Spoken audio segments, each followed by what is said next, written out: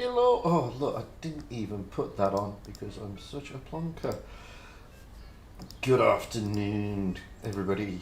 It's Saturday, which basically means that don't go out on the game because it's going to be mayhem.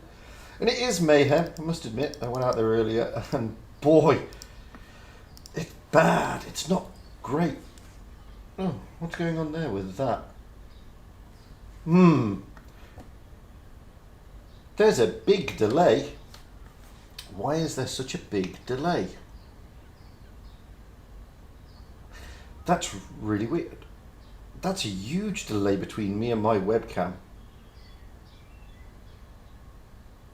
Let me try a different webcam, because that is just not working. Gazoo James, how you doing, mate? That is a huge delay between the webcam and that. Oh, that's me, up close and personal. You don't want that. No, we don't. No, we do not. We need that a lot smaller. And we need that in there. And we need to turn that one off. Because that's a big delay. It's still a big delay. I don't know why it's such a big delay. It's really weird. Really, really weird. Can't do much about it. Let me have a look at the properties. No, it's on the right settings. Wow, that's a little bit better. As far as webcams go, that one's a little bit better, but it's still pretty. Woo! Anyway, Jane Cloud Dragon, how you doing? So, it's another coffee chat. Look, I have coffee. Yay! It's not Bushka, it's Homer Simpson. Two different people, but strikingly similar. So what do we got to talk about today? Well, quite a bit really. There's obviously been announcements by Wargaming. There's Ace Clan Challenge. There's Polish tier whatever's coming along. Tech Tree Tanks. There's events going on. There's lots of stuff. I'm not playing at the moment, Cloud Dragon. Today is just the coffee chat. And of course, tomorrow is America's biggest birthday, Independence Day, 4th of July. So there's a big 4th of July theme going down. That's the screen you're seeing at the moment. So win battles and get rewards, premium accounts, certificates, new camos for the first 5 victories of each day. If you're on the EU server, that's pretty tricky. And also, you are humanity's last hope. Join the battle against the rebel machines and earn resources. I haven't seen any rebel machines, but hey, there we go. And then we've got summer season coming. Woohoo! With the bronze, silver, and gold series tournaments, as well as quick tours. So you can do all that. It's going to be good.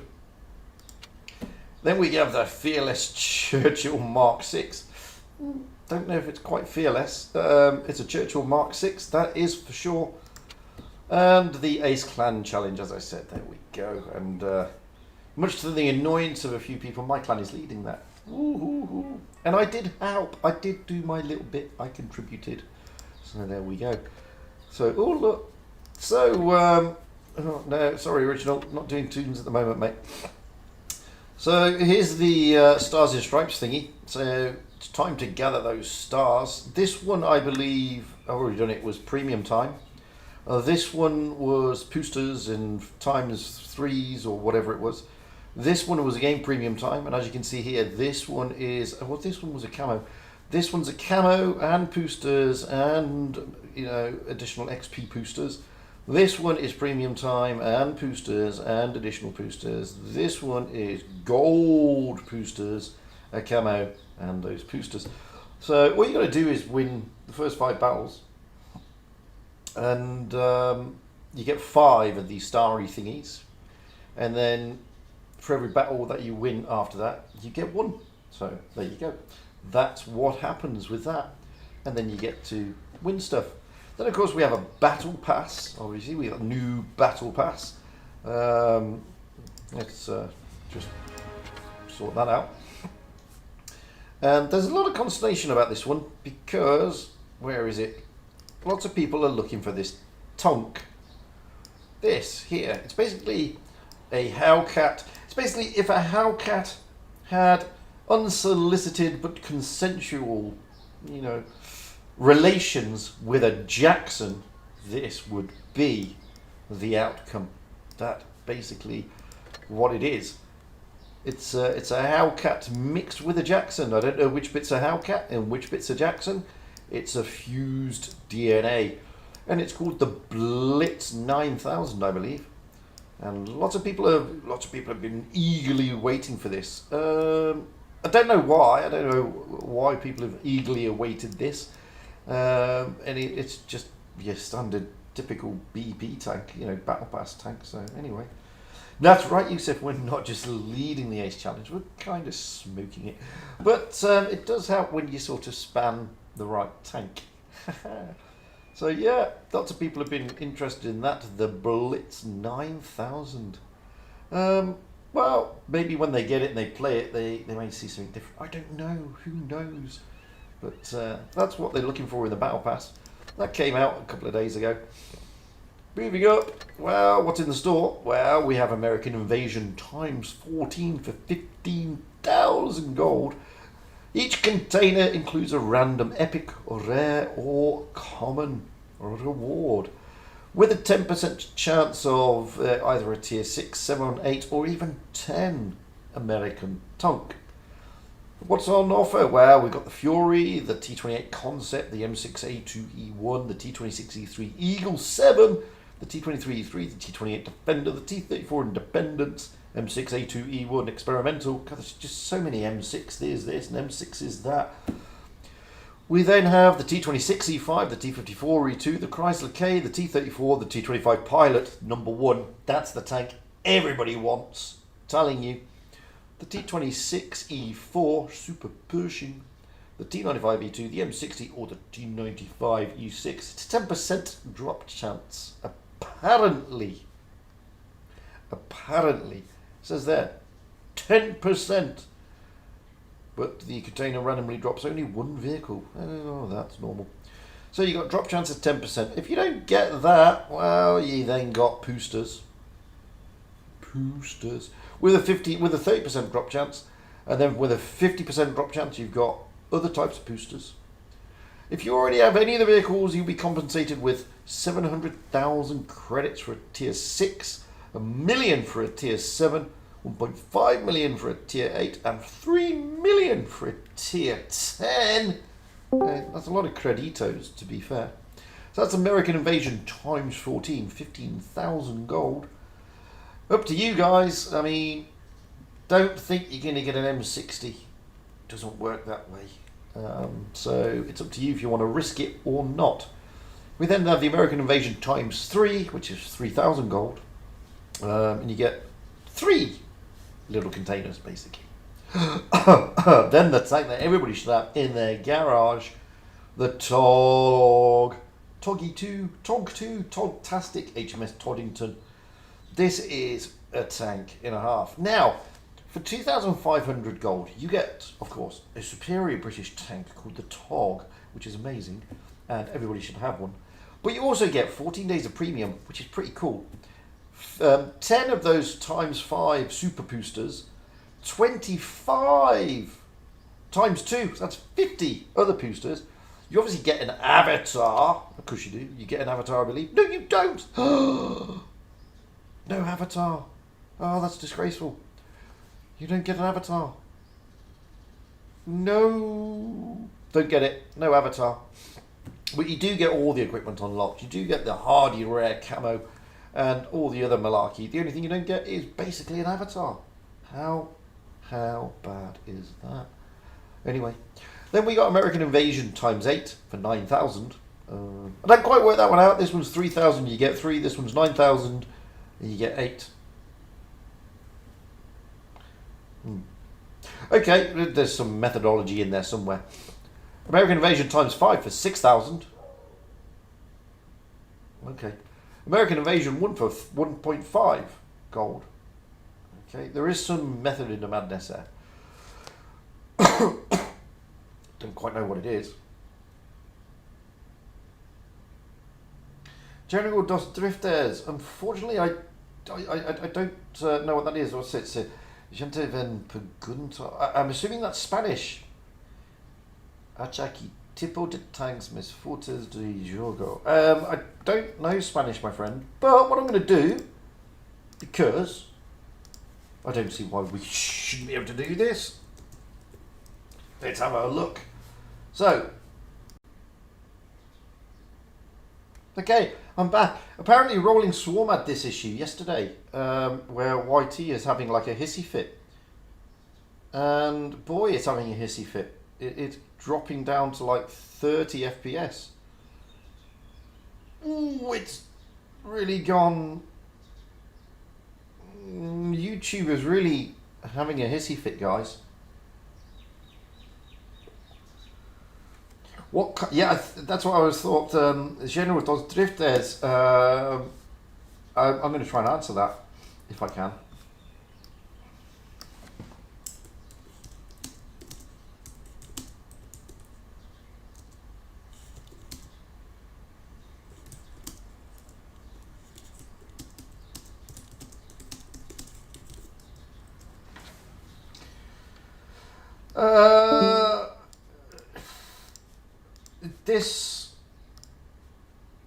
This will probably not go down.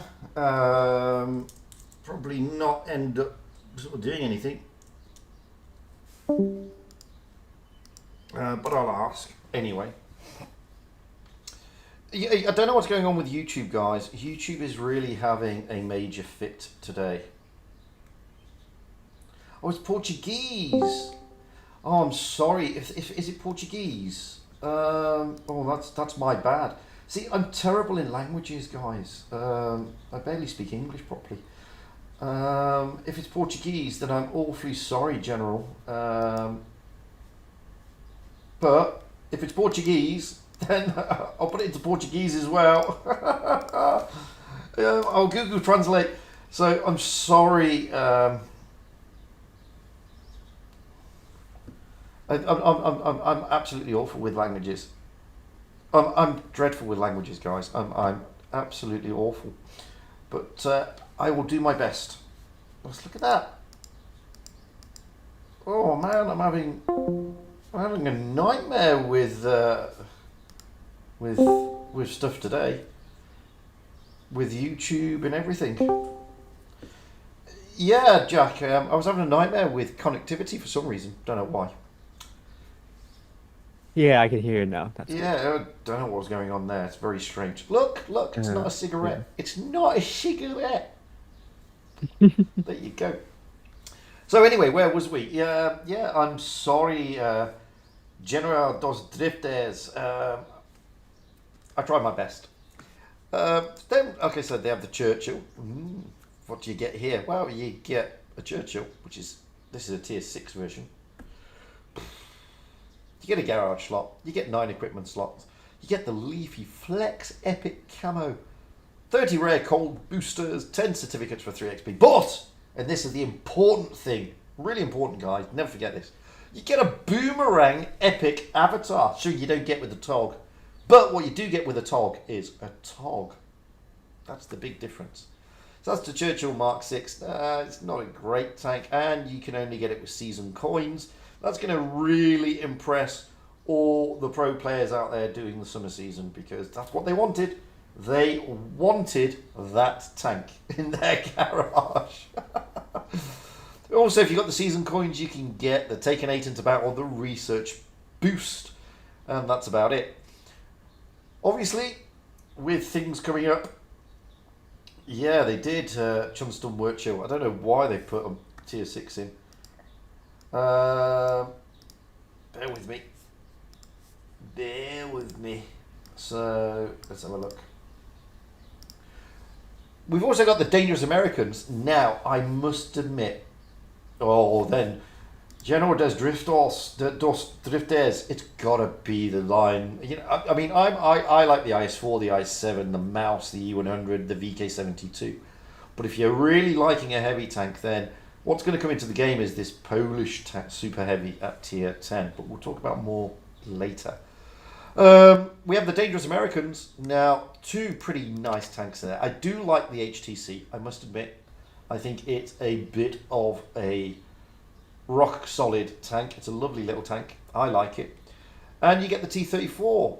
This one is the 1776, which is no different to the T-34 that you get, both are premium tanks. This one, however, comes with the very garish American camouflage, which is basically the American flag draped around the tank, so to speak.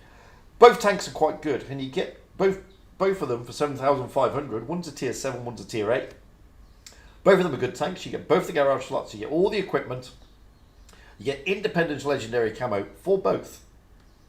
20 certificates, 4 American Invasion containers. That alone is worth it, because we saw that they're worth 1,500 a container, 1,500 gold. So if you get 4 of those, 4 of those is going for, where is it?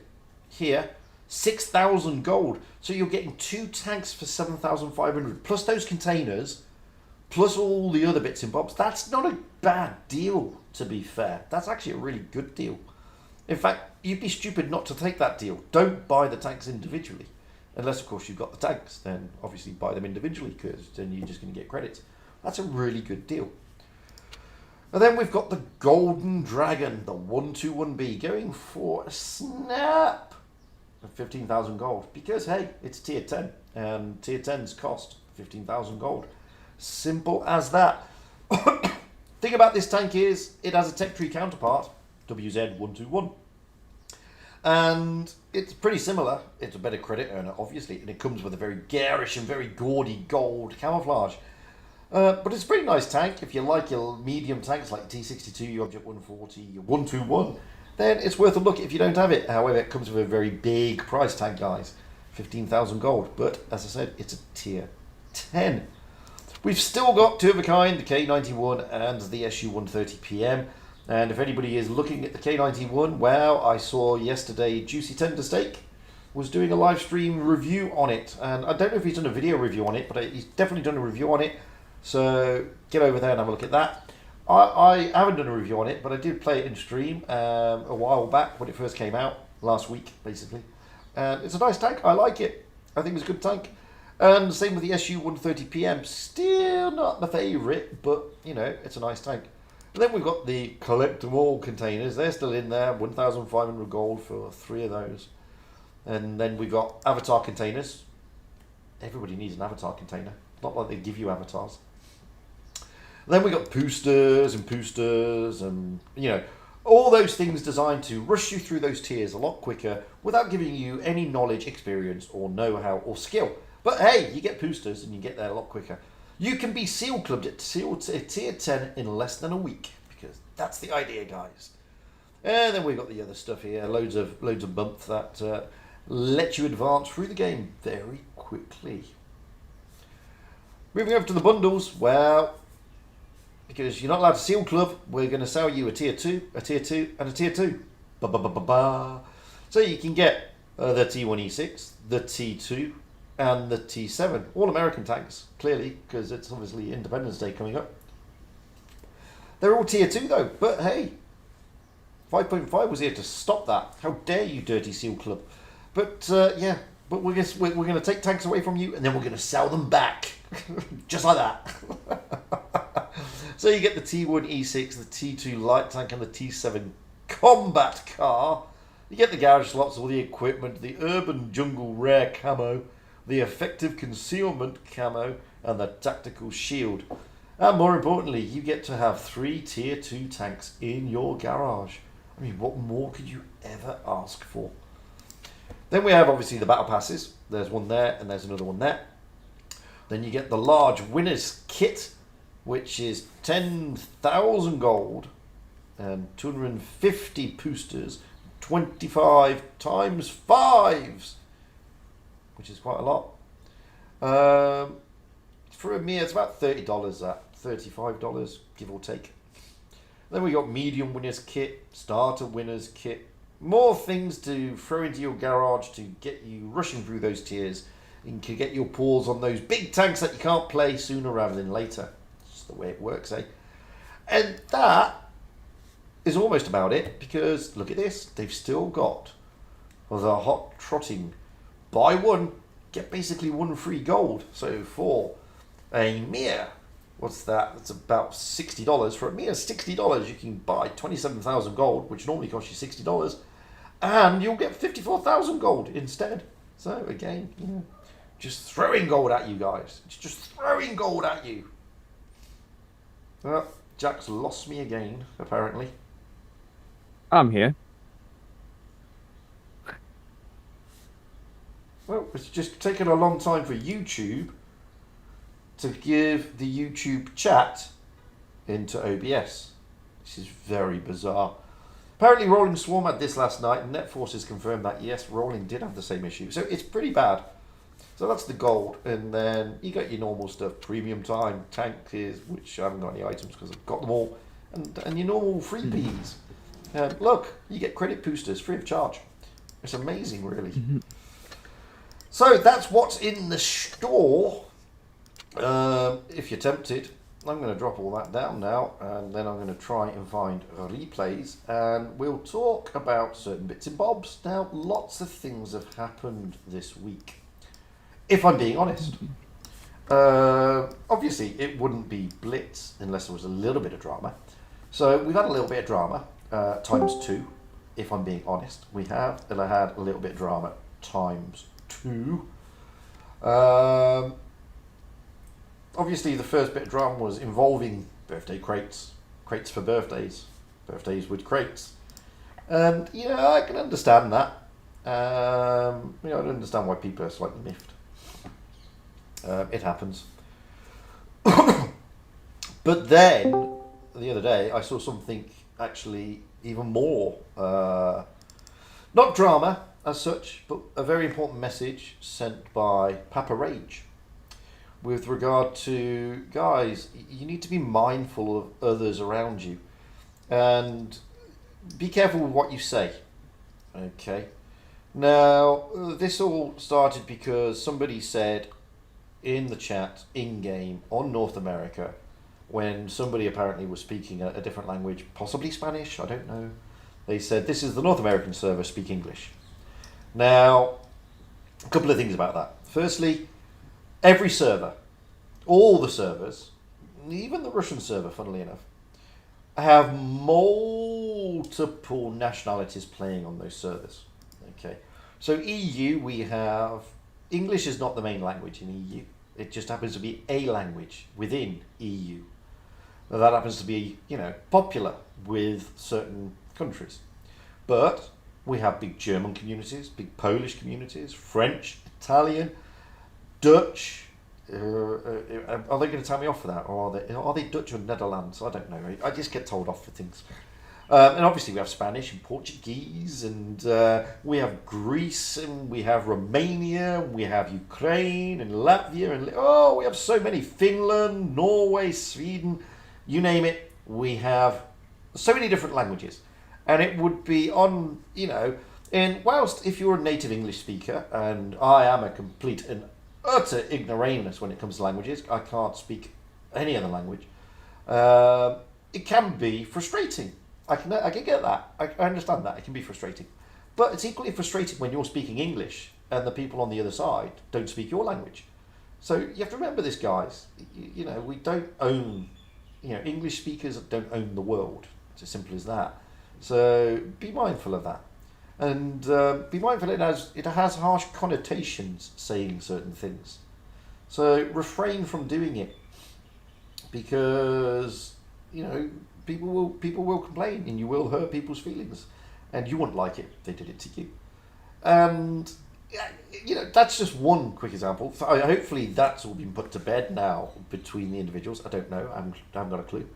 But the other thing I wanted to point out, I was playing the game the other day, and I wouldn't say it's the toxicity as much anymore. We've still got toxicity. We're always going to have toxicity in this game. All games are going to breed toxicity, no matter what they are, especially if they are competitive and slightly violenter. But I'm seeing a greater and bigger rise towards sort of xenophobic, homophobic toxicity in the game. Okay? So, and I know a lot of these are coming from younger people, kids, effectively, who don't know better, and they just think it's pretty cool.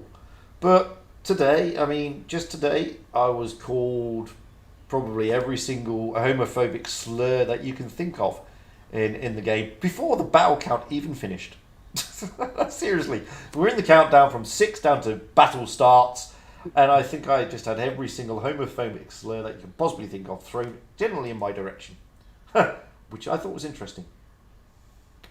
Yesterday on live stream, was it yesterday or the day before? I think it was the day before. On live stream, we had a guy in a standard B absolutely going off on one.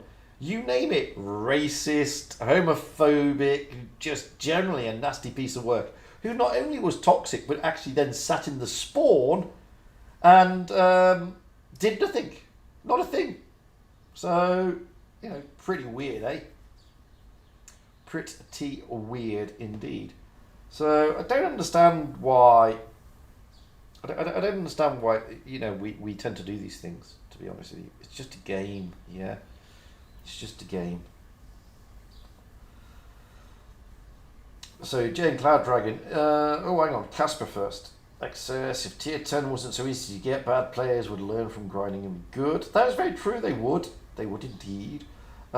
Jane Cloud Dragon, yes, we have a big issue in the US with racism towards Hispanics.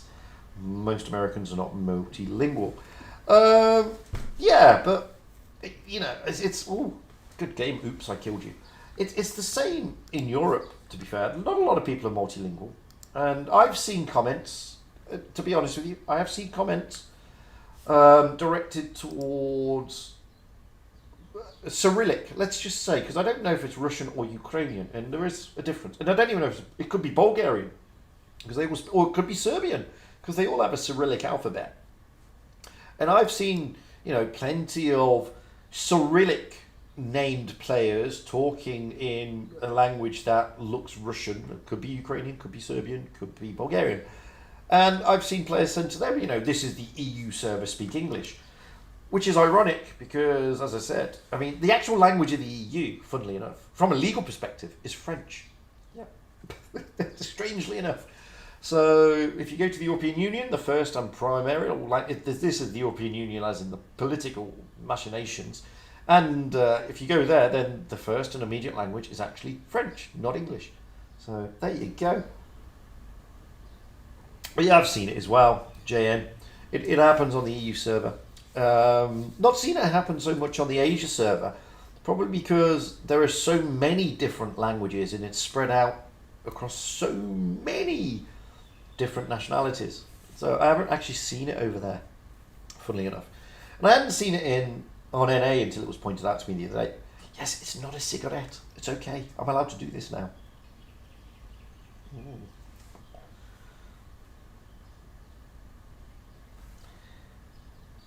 Yeah, it's unfortunately it's the world we live in to an extent, Cloud Dragon. To be fair, but it's a game, at the end of the day. And in a game, you don't need to bring politics or anything into a game. It's just a game, yeah. It's nothing more than that. I mean, why do I need to go around being xenophobic or enophobic in a game, or homophobic in a game? It's a game, yeah. That's like saying, I am a white supremacist. I shall only play German tanks because they were Nazis. I mean, that's just ridiculous. Absolutely ridiculous, to be fair. And, my headphones have turned off for some reason. Hang on. I mean, that's just a pathetic way to look at life. It's a game. And there's no Nazi flags or any sort of connotation in that crap. So I don't understand it. Anyway, that was the drama, and I don't think we need to touch on it any further than that. I just don't think we don't need to bring politics or anything into a game. It's just a game. Anyway, I know why Jack's here. He wants to talk about summer season. Come on then, Jack. Roll your balls up. Well, it didn't start really well, to be honest.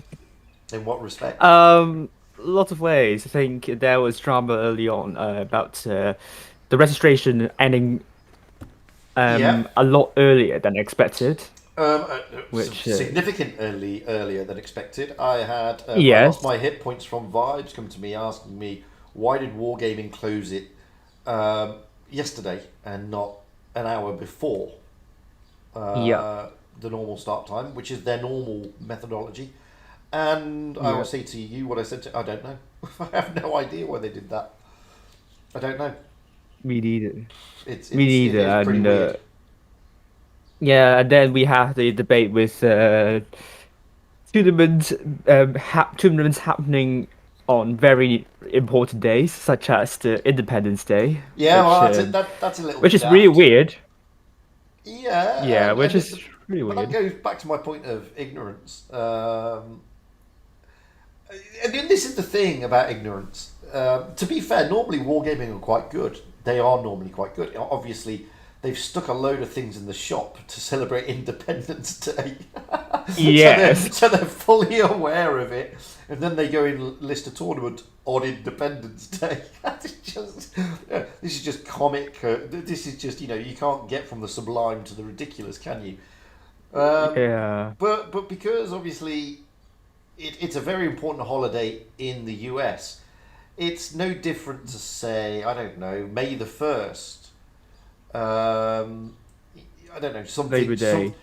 no in America in Russia in Russia and probably in Belarus and in Belarus as well.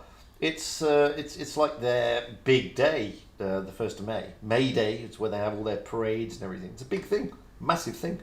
And Uh, if they were to suddenly shut down on that day, probably the rest of us around the world who don't celebrate that particular day would scratch our heads and say, "What? Hey, how come?" And it's the same with Christmas. I mean, the Russian Christmas, if you're a Christian, if you're an Orthodox, it's actually on January the 6th, not December the 25th. So it's quite it's a week or so after the Christmas that the Western side of Christianity would understand. But it's the same as Eid and Ramadan. I mean, I live in a Muslim country, and a big deal is made out of Ramadan and out of Eid because it is their Christmas.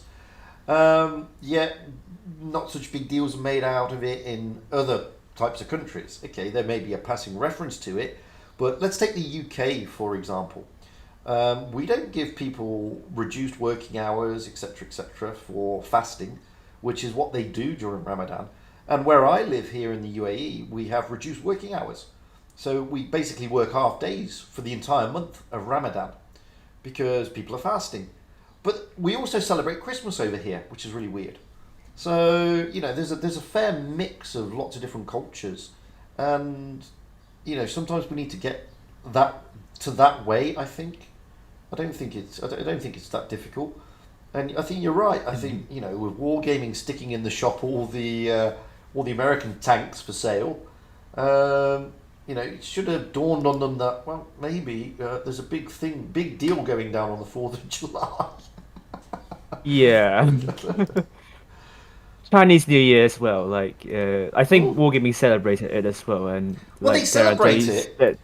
Well, it's Yeah. ironic. They do celebrate it because they stick things in the shop to honour these days, which is a Yeah. great thing. It's a great thing. It's multicultural. And it's really good, and nobody can criticise them for that. But then they go to do something stupid like Tournaments put a on tournament on Chinese New Independence Year. Day. That is Yeah. a little bit. Shouldn't have done that, guys. So Yeah, and then like the whole and then the like the official Discord server of Wargaming, I think while I was asleep, kind of a big drama erupted between Asia and NA server, which didn't go down really why? well. What I happened? I think the moderators deleted it. I think I don't know what happened there exactly because a lot of messages were deleted, which was related to racism. Oh, okay, okay. Yeah. I have no idea what happened. I woke up and then the messages were deleted. I don't understand why this is becoming. It's becoming quite prevalent in the game at the moment, but it's becoming quite prevalent Yeah. in life as well. And you know, I'm not here. We're not here to obviously discuss real life politics and culture and wokeness and all that sort of stuff. I'm not interested. But I still don't understand why we feel the need to bring this sort of nonsense into the game. To be honest with you, it's a game. It has nothing to do with the color of your skin, your culture, your background, what your religious leanings are, what your sexual orientation is. It's a game. It's as simple as that. You know, if you're in a Tiger 1 and there's a guy on your team in a Tiger 1, you don't sit there thinking, oh, I wonder what sexual orientation he is, or I wonder what religion he is, or all you care about is, I wonder what win rate he's got, or how many battles he's got. It's got nothing to do with any of this nonsense. So I don't see why it's becoming so prevalent, and it is. It's alarming at the amount of. It's not toxicity. I would say it goes further than toxicity. I mean, toxicity, when somebody calls you a tool or tells you to get a certain affliction and die, that's one thing. But when it borders on to, racial or homophobic or whatever slurs, it becomes a bit it becomes a bit personal, I think. I think it just becomes more personal, to be honest with you. Yeah. But I just don't see the reason But for it being in the game. yeah. But then we're now seeing a very different format this season, which I think I said it on my streams yesterday. I did Good catch for some big of that, season. and I was going to quiz you on the one where you're saying that it's only the NA server that's going to be interesting. That's what you said. Well, that's the bit I caught. That was at like 3:40 a.m. my time. And I then think I somebody didn't say. no, somebody asked you actually. Somebody asked you, why do you think that the EU server has suddenly gone downhill, or some, or there's a lack of interest or something? That was one of the questions. But I was out I of sleep. think. Yeah, I think maybe just this season. I don't think it's going to be the autumn season though, and No, no. like because I think a lot of different reasons, Euros, and also that there are too many days to commit this season, which dissuades a lot of clans. I mean, we had a lot of clans from challengers and professionals that didn't partake in this season, and Yeah. yeah, it's not nice to say. Well, I mean, summer season's always a tricky one because I mean this Mm, year's not a great example. I mean, as you said, we've got the Euros. yeah, Maseo Jones even mentions that yeah, because the football fans get affected, and it's an EU server, and there's yeah. there's big communities in various areas, and teams that are going through into the next stage of the Euros, well, they're not going to play a little pixelated tank game when No, teams are doing quite well. So, it's about priorities there. Next, I mean, yeah. okay, it's now July, but when do universities normally close down? Because then you've got the exams. Some people will be in their Well, final year, so they'll be doing exams, or they've just finished exams, and they just want to sort of chill out and have a break or whatever. So there's a load of things that you have to yeah, throw into this bag. true. But particularly EU is heavily affected, Yeah. actually. Well, on top of that, The you've got EU, people yeah. wanting to go on holiday because it's that time of year and Yeah. all this sort of stuff. So you do get all this. Yeah, yeah, yeah. So, yeah, I think I did clarify after that it was just only the summer season which we are seeing like a downturn of a decrease of teams and also the Hmm. competitiveness. Yeah, I think I mentioned it later on, which yeah, Yeah. So I mean, it's obviously a different format. It is a bit of fiasco closing the registration quite yeah, early, and as much mhm, as I like and respect Sirius, it goes back to words are carry a lot of weight. And when you turn around and say, "Oh, don't worry about it, register for the next one," doesn't go down well, mate. no, And no, I think that definitely was the not. message I saw. And it sort of doesn't endear you to the player base who are rightly miffed about this because they're playing catch up, Mhm. and people don't like playing catch up. They don't like No, it. no. Although I think the number of cups missed will be relatively not difficult to recuperate, but still, it's a certain number of cups lost. which is not Depends. fun. Depends. If you're talking a top pro clan, you're right. It's not. If you're not talking a top pro clan, if you're talking that clan that's trying to break into like the challenges type thing, it can be. It can win Uh, quite a few cups. mm, yeah, You know, it true, depends true, which clan true. you're pitching to. I mean, that's the thing. For a pro clan, it's Yeah. water off a duck's back because they can say, "Oh, well, okay, we lost a little bit there, but hey, it's only like missing one series. We've got plenty of time to bring it back." Blah blah blah. Challenger or trying to break into challenges like a top 32 clan, not a top 16 clan, it's a big deal. It can be a big deal Mm. because that makes it a hell of a lot difficult and harder for them to get those cups back. Um, so I can understand Hmm. why some people are rightly miffed. Because yeah, I True, mean true, true. it's going to be that way. It's going to Yeah, be that way. yeah. But I do prefer this format for bigger seasons when you can really spread out your schedule a bit more because now that round robin is in the bronze series tournament, Hmm. and you have more chances to get into a good position rather than getting eliminated in the group stage quarterfinals where we saw that a lot during the spring season. But we used to have this, and I And don't understand why Wargaming moved away from it. I mean, it was quite a successful series, the Bronze, Silver, Gold series, back in the day. mm, And then they moved away from it, and maybe they moved away from it to I don't know for whatever. See. I just want to stop. Oh, I can't go back. So this is a replay that I'm playing, and automatically, literally, the battle count had just finished, and it said the message was a low gaze from Russia. oh dear. You're not even started the battle. I mean, what? It's Oh my unbelievable. god. Now you could say, but Fugit, it's just a spelling mistake. He meant hello, guys from Russia. Well, if you look at it, the A and the U on any keyboard is quite a long way away. They're not next to each other. They are not next to each other. I know exactly, and I think he knows exactly what he was trying to say. So it Yeah. was very weird. Yeah. But Yeah. yeah, I And mean, then I think with the, this kind of format we saw, I mean, earlier on Asia server, Group 3 and mm, Group 4 were particularly competitive, which I really like to see when, I mean, there are five teams with six, or even six, five or six okay, teams with two points in Group 3 of Asia server, Group 3 of Asia server, which is mind-blowing. yeah, exactly, exactly. Like, And I'm intrigued yeah. now to find out what the kerfuffle is. Sorry, kerfuffles, if you're there, but it's a word that is I use a lot. What the kerfuffle is between Asia and NA, that's intrigued me now. To be honest with you, Hmm. that has intrigued me.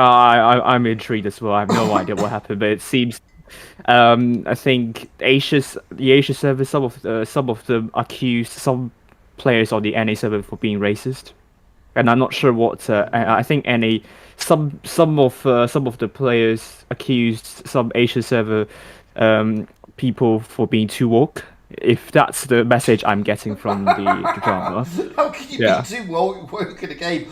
I'm sorry. I'm sorry. You were just so woke in the way that you drove that tank. Hey, how do you drive a tank wokely? No, not them, not driving a tank, but more like making a big fuss over like Well, it depends. wargaming's dealing with festivals. That's I It think, depends. yeah, It depends. I mean, yeah. hey, Blob. Hello, howdy, hello, gays from Scotland. He's Scottish, yes. Away, man. Oh my But god. I mean, I don't think it's. The thing is, everybody's entitled to an opinion. Everybody, to an extent. Yeah. And as long as that opinion doesn't offend or hurt others intentionally, then I don't see any harm in it. Hmm. I don't think it's being too woke to turn around to somebody and say, oh, this particular celebration is important to me. How dare you, and it's wrong for wargaming to schedule something on something that is important to me. I mean, that's perfectly fair and reasonable. I mean, the argument to that is, however, is, well, okay, I get that, but you can't have the best of both worlds. Admittedly, wargaming is stupid for scheduling it on Independence Day, but they've done it, so express your displeasure saying, I think it's stupid doing it on Independence Day, and then just don't play. on that particular game. I get that. It's annoying. It's not great. But you've expressed your displeasure in a normal way of doing it, and everything's worked out fine. I don't think that's woke. I don't think that's woke at all. I don't think that's being overly sensitive or not. I think that's just normal common sense, isn't it? That's like somebody turning around to me saying your recent video about people rushing the tiers is too woke, or not woke enough. I don't know. I don't know. You know, it's. I mean, there's the common sense has to prevail in some quarters, I think. Mm-hmm. Yeah, but as I said, I'm very excited about Asia and NA, particularly NA. Like, Yeah, you I will have said. to see. Yeah, I have to say, I have to see how competitive the teams are between them. But Asia didn't disappoint me. Hopefully EU as well. Like, hopefully EU is going to, um, will be a lot more competitive than I think it is to be. Maybe. We may, we may see some of the big clans taking a break or a breather. Yeah, And we may we do see see it. other clans coming in and sort of giving us a good time. I mean, Yeah. summer season. This is what happens with summer season. It's nothing new, Mhm. to be honest. It's nothing new, and it's nothing to be alarmed about. I don't think. We're gonna see autumn season being autumn season. So that's all that matters. Yeah. It'll be an Yeah. interesting one now. But yeah, it'd be interesting to see how. At least they're not doing tier 8. That's the main thing. No, I think it was a terrible idea to do tier 8 I in don't the think it was a first great place, but idea. anyway. I don't think it was a great idea at all. And I think I understand their methodology, which was trying to probably get more people into the game, into the tournament side, because let's be honest, virtually everybody's got a tier 8, or if they haven't, if they've got a little bit of cash, they can get one. So doing a tier 8 tournament kind of makes sense if you're trying to get people to play tours, because it opens it to a bigger field and stuff like that. But it was an utter disaster because everybody just then spammed 252Us. Chimeras. So it was more a question of, were you lucky enough to be able to get one of these when they were released, and if not, then tough, you're gonna go down. And if they did it now, everybody would just be spamming those 2 tanks along with maybe a Tiger 2 and a shed load of Emils. I mean, why wouldn't you? You'd be crazy not to. So it wouldn't be very effective now, to be honest. Yeah. Honking, this is not just Europe, this is all over the world, mate. We're talking about the entire Blitz community. Not just this bit, not just that bit, but all of it. Absolutely all of it. Just for good measure. But yeah, it's all interesting and fun. One of the things I have noticed, though, moving away from tournaments a little bit, is and everybody keeps saying this. It's MM. It's not MM, guys. The MM is not broken. The player base is 2 different things. 2 different things. So I went out earlier today. I did 2 sessions. I did like a morning session. If you're based in Europe, be your morning, where I had a 79% win rate, which was nice. And then I went out and I did a few bits and bobs and I came back. Then I had a second session where I had a 24% win rate. Same tank, same amount of battles, massive difference, huge, colossal difference. And I went back and checked through all the teams, and this is what I'm saying. It's not MM. So in the first session, I was majority of the time I was bottom tier. I was playing a tier 9, and the majority of the time I was bottom tier in tier 10 games. And in the second session, I was majority of the time top tier. Okay, in tier 8 games. In my first session, my teams on average had majority of the players 50% plus. The second time, the majority of players were 42% plus, less. 42. I had, with the exception of maybe 1 or 2 players in the team, the majority were less than 42% because it was tier 8. In my first session, the average battle count was about 12,000 over the team. In my second session, the average battle count for the team was about 8,000. That makes a huge difference. Huge difference. And that is where you're seeing the big differences in the winning streaks and the losing streaks. And my second session was comprised of the following tactics.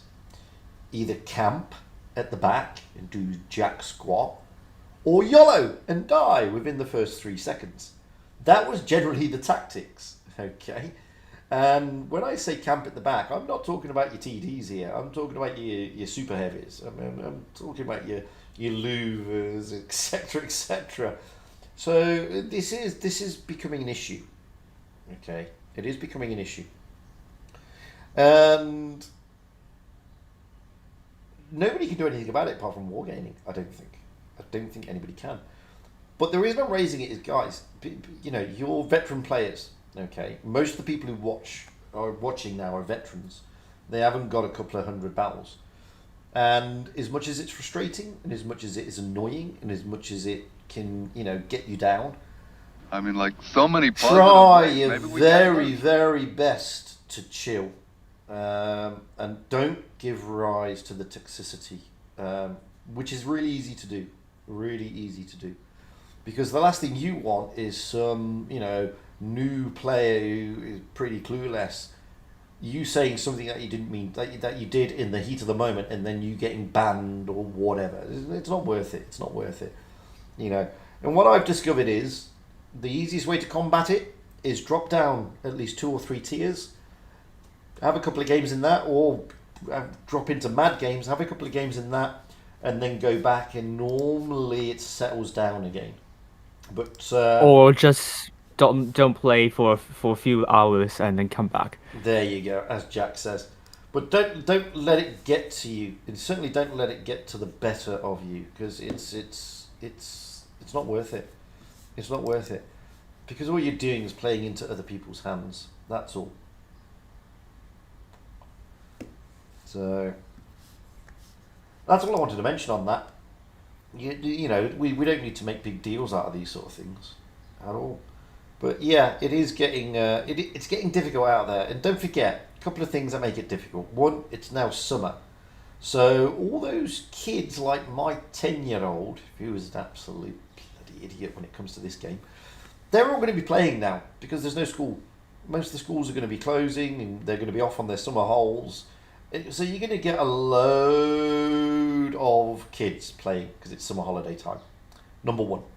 Number two, we have got events. You know, and events always bring out the fair weather players who don't care about stats or whatever, and they're going to piss you off as well. So, you know, be mindful of all this.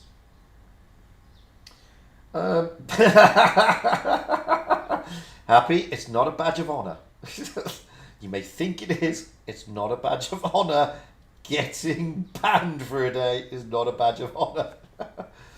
But I've had this. You know what? It's pretty difficult sometimes. I mean, I went out earlier in the into the T54, the American autoloader, and it was a tier 10 game, and I had a guy. Literally, I mean, we went in to do the attack, and I was already on pretty decent damage. And as I came around the corner to put one of my shots in, there was 3 tanks there. One of them was a Yo, one of them a Crownwagen, and one of them a Mark 6. And all I wanted to do, it was on Naval Frontier, and all I wanted to do was pop round the corner, put a shot into the Yo, and pop back again. Okay? So I popped round the corner, put the shot in, and I couldn't pop back again, because the guy was sat in his tank, right on my arse, letting all 3 of those tanks then put their shots into me, which really, really annoyed me quite a lot.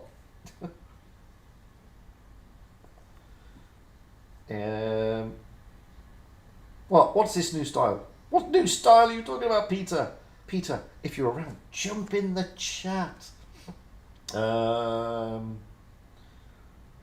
Yeah, don't play during events. That's like quite a big period now, Blob. To be fair, it's a big period, mate. What else we say? Northern Tanker 79. The 40% player will improve if they learn the tactics and play the tanks. Yeah, but the 40% player at the moment, forget the fact that he's 40%. It's not a question of being 40% or being 70%. It's a question of being the new player wants the derp. Wants the derp. Oh, the layout that was done by Shappy.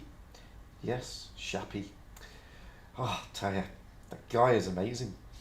So yeah, it's a new layout. So there you go. Panda Gamer. Saludos amigos. Desde la comunidad hispana halblante. I can say hola. I can say se casa mi casa. And that's about the limit of my Spanish, I'm afraid. I spent some time in Houston, and one of my friends is a Latino. I don't know what you call them, a Hispanic Latino. He's a Mexican. He's originally from Mexico, and he was trying to teach me Spanish, which was quite interesting. And the only thing I came away from was mi casa se mi casa, which is treat my home as your home, or something along those lines. So again, I apologise profusely for my absolute lack of any other language. I mean, my wife has been trying to teach me now for 5+ years how to speak Russian, and my main expression is, hello. Do you speak English? Because my Russian is pretty bad. And that's about it. So I say, здравствуйте, как дела, which is hello, how are you? Я плохо говорю по-русски, по-английски, пожалуйста, which is, I don't speak Russian that well, can you please speak English? That's absolutely horrendous in Russian. Hasta la vista, I know that one. Yeah, new players are moving up far too quickly. But as I said in a recent video, if you give them the tools, and if you give them the boosters and the gold and all this sort of jazz, then, you know, they will. Simple as that. You know, don't forget the old adage. Give them an inch, they'll take a mile. And that's exactly what happens. Thank you very much, Panda Gamer. Where are you from, Panda Gamer? Which part of the world? Are you Europe, you know, Spain, Portugal, or somewhere like that? Or are you over on the other side in the Americas, either north, central, or south? I'd love to know. I would love to know where you're from. I always find it interesting to know where people come from. And I remember when I first started my YouTube, in fact, it's still the same now. I still am very upset that I don't get very many replays from the RU server. And I remember I was sent a replay once from the RU server. It's my very first replay from the RU server. And it was from an incredibly OP player. And she was brilliant.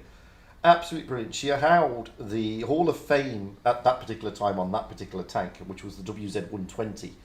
And it was an amazing replay. And none of the RU YouTubers played it. So she sent it to me, being a nobody. And I'm like, I'm playing this. It's from RU. So there you go. I loved every minute of that. So I don't have enough replays from the RU server. So, happy, send me replays from the RU server. I've even asked Mafodi and everybody. I mean, I used to be in the same clan as Mafodi when he was with his Yoop tag over here. Latin America is pretty big though, Panda. Whereabouts in Latin America? I mean, if it's Mexico, I've been to Mexico. I absolutely love Mexico. Probably won't love it as much at the moment, but I've been to Mexico and I had a cracking time there. I must admit, I was obviously in what's it called, near Chichen Itza, on the peninsula. What's it called? I can't remember what it's called now. Anyway, Yucatan. I was there. It was brilliant. I loved it. Loved every minute. Near Cancun. I wasn't in Cancun. Near Cancun. I absolutely loved it. It was beautiful. And I absolutely love Mexican food. Absolutely adore it. I fell in love with tacos when I was in California. I fell in love with tacos. I went to California. I had a taco from a proper taco place, not Taco Bell. And then when I went to Mexico, I had real tacos, and I just absolutely fell in love with them. Just loved them. And my kid now absolutely loves tacos, and he's always saying, "When are we having tacos?" Brilliant. So yeah. So where were we anyway, Jack? Where were we? I can't remember where we were now. I went off. Oh, pretty much not much else to say Oh yeah, we were about saying tournaments. turn Oh, off. Yeah, what? turn off. Walk away from the game for a bit. Do something else. Oh Was yeah, what we were yeah, saying. yeah, yeah. Yeah, I was saying if you're not performing to the standard you think you are, Mm-hmm. then what I usually do, detach yourself from the game. Sometimes might wait a few days or Mm. maybe choose a different time to play because sometimes you play better in the morning or you play better in the evening. Well, it's sometimes it's different.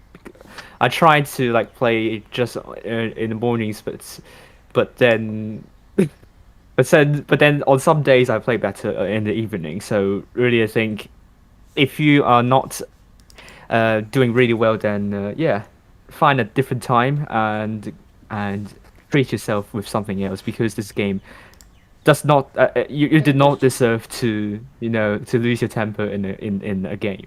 No. I mean, I play predominantly on the EU server, but I also play on the Asia server, but predominantly on the EU server. And sometimes I go into the game at the wrong time. So, for example, Mhm. if I go on the game at 7 o'clock my time, that Yeah. realistically is 5 o'clock Central European summertime and 4 o'clock UK time, which is the prime time for the kiddies coming out of school, to be fair. Hmm. So, you get a lot of that. If I go on in the morning my time, then I generally don't have the people who are generally at school. I have the students and the working people, and of course the people who stay at home and don't work for whatever reason. So it actually is a bit different. And then when I stream in the evening, I generally find there's 3 hours. Sorry, not 3 hours. I generally find there are three sort of distinct periods, and it's really weird. So I would normally kick my streams off at around 11 o'clock my time, which is around 8 o'clock. No, it was around 9 o'clock Europe, and 8 o'clock in UK. And I'll find that for about an hour, everything's fine. And then when I get to midnight here, and I don't know what it is, there's like a switch that all of a sudden we get a load of sort of people from, all I can say is the Eastern European bloc, because I don't see that many Eastern Europeans prior to that time. Then all of a sudden there seems to be a big influx of them for about an hour, and the gameplay becomes more erratic and more aggressive because the RU server by its nature is erratic and aggressive. And when we get, these players, they mirror the server that they probably used to play on, or or the play style in that part of the world. So the games become a little bit different. And then at about 1 a.m., it changes again. And you lose all the sort of people who YOLO and rush and camp and all that. And it becomes a bit more stable. And it's like it's more veterans. It's really strange. It's really strange how the servers have peaks and troughs. And it's interesting because it's testing. It tests you. And I've always said, if the mark of a decent player, and I'm by no means a decent player, is being able to cope with good as well as bad teams. If you'd like to be carried, then that's one thing. If you like to try and carry the team, that's something completely different, and that's a bigger challenge. So don't look at it as you're playing with a load of new players who are complete moopits and noobs or whatever you want to call them. Look at the challenge that it forces you as a good player to work a little bit harder. Maybe look at it that way. Spin it the other way. In other words, don't rely on anybody carrying you. Rely on carrying yourself. There you go. I can't say I said that myself. I think Chocolat told me that.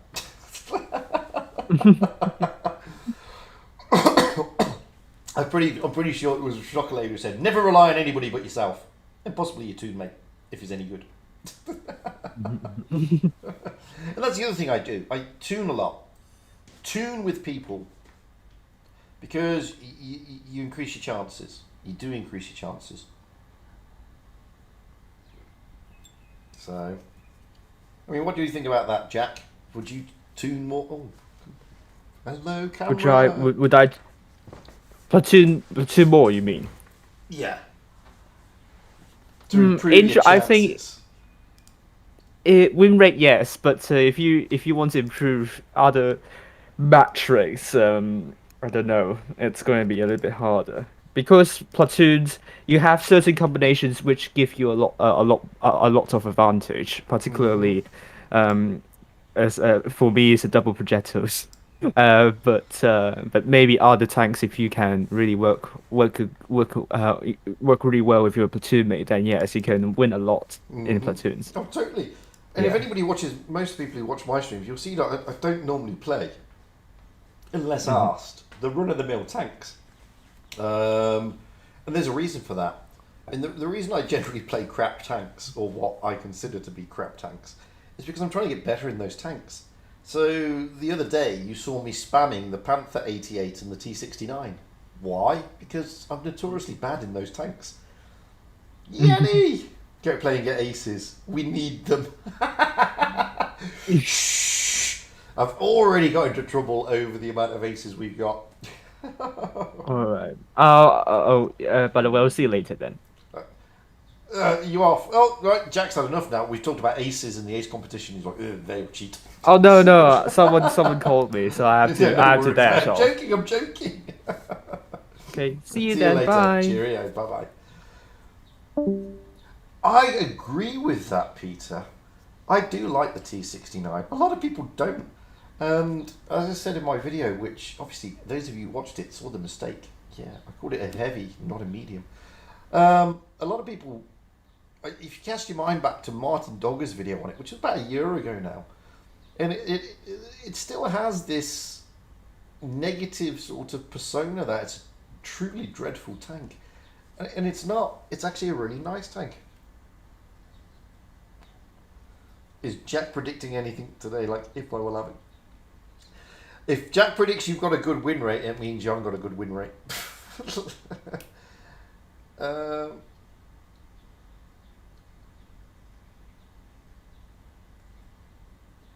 Yeah, that's about the same on most servers, JN. Because you can have people dropping in and out all the time, and it's timing it. But as I said, it's more about, instead of you playing with a load of potatoes, you're challenging yourself to do wow whilst playing with a load of potatoes. Look at it that way. I mean, like, you don't get me wrong, we're all human, and it all annoys us and gets us down, and we all get fed up and annoyed. I'm not just sitting here saying, oh, I'm holier than thou. Of course I'm not. I scream, I shout. I get upset. Everybody does, especially when you're on that losing streak. And earlier today, I was on a losing streak. First half, as I told you, I had 79% win rate after, 20 games. Second half, same amount of games, on 24% win rate. So go figure. Yeah, it's just the way it works. Just the way it works. Oh look, there's nobody in my Discord apart from me. Hello, me. How you doing, me? Yay. So I noticed every good Berserker. So every good name is taken is in the chat there, and Every was flexing earlier today because he's one of these ratings gods, okay, and he's got the IS6 Fearless just in time because they're getting rid of it for the Lorraine Fearless. So if you see an IS6 Fearless out on the battlefield whilst cruising around on the EU server, and it happens to be taken by a guy called Every Good Name is Taken, focus the bejesus out of him. I'm joking, don't. Well done anyway, Every, for getting the tank. Well done. It's a tank I will never own, but it's okay, I've got an IS6. I can pretend in my own little world it's an IS6 Fearless, because it's the same tank. It's totally the same tank, no different, apart from the skin, and not the hit skin, just the coverage. So there you have it. But so what else have? Oh, you missed it by 10 parts. Oh, lucky you, man. I missed it by about 100 parts, or 1,000, or whatever it is. I didn't even go for it because I knew I'd have no chance. Still not a cigarette. It's not a cigarette. There you go, look. I'm doing my bit. I was having a chat with Vengeance of Vale, Andy, and he has actually given up smoking, the cheeky lucky sod. And he gave up, so big congrats to Andy. He gave up last Friday, so it's been just over a week now that he hasn't smoked. I mean, that is amazing. Oh, here comes Peter. He's going to tell me off now for telling everybody to focus him. How could you? I did say trying to play the game. I did say only if you're in the fearless. I did say that. In the other aspects, people of the can game, take it out of context and just, cut it together and say focus and regard. No, just focus him in the fearless. That's it. Just show him that it's just an IS6 in another form.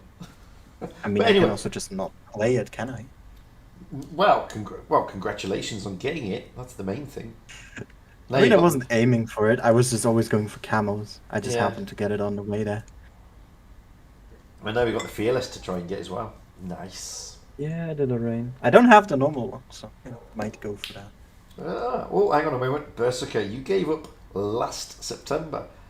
That is a big kudos to you, my friend. I mean, it's no easy thing to give up smoking, so well done, Berserker. And as I said, well done to Vengeance, aka Andy of Vale, for giving up a week ago. And he hasn't had one since. He's gone completely cold turkey. So that's really good stuff, guys. It's really good stuff. It is good, yeah. So, Especially when I think about, for example, my mother trying to stop smoking for yeah, over a year now, and it just doesn't work. it's difficult. It's really hard. It's not easy, but I haven't had a cigarette all stream yet. I've been streaming for just over an hour, and I haven't had a cigarette. But I've been puffing on this thing. It's an e-cigarette type thingy, which is different. As long as it's not a No, regular one. I think No, you're it's good not. for now. It's not. I only prefer the resin cartridges.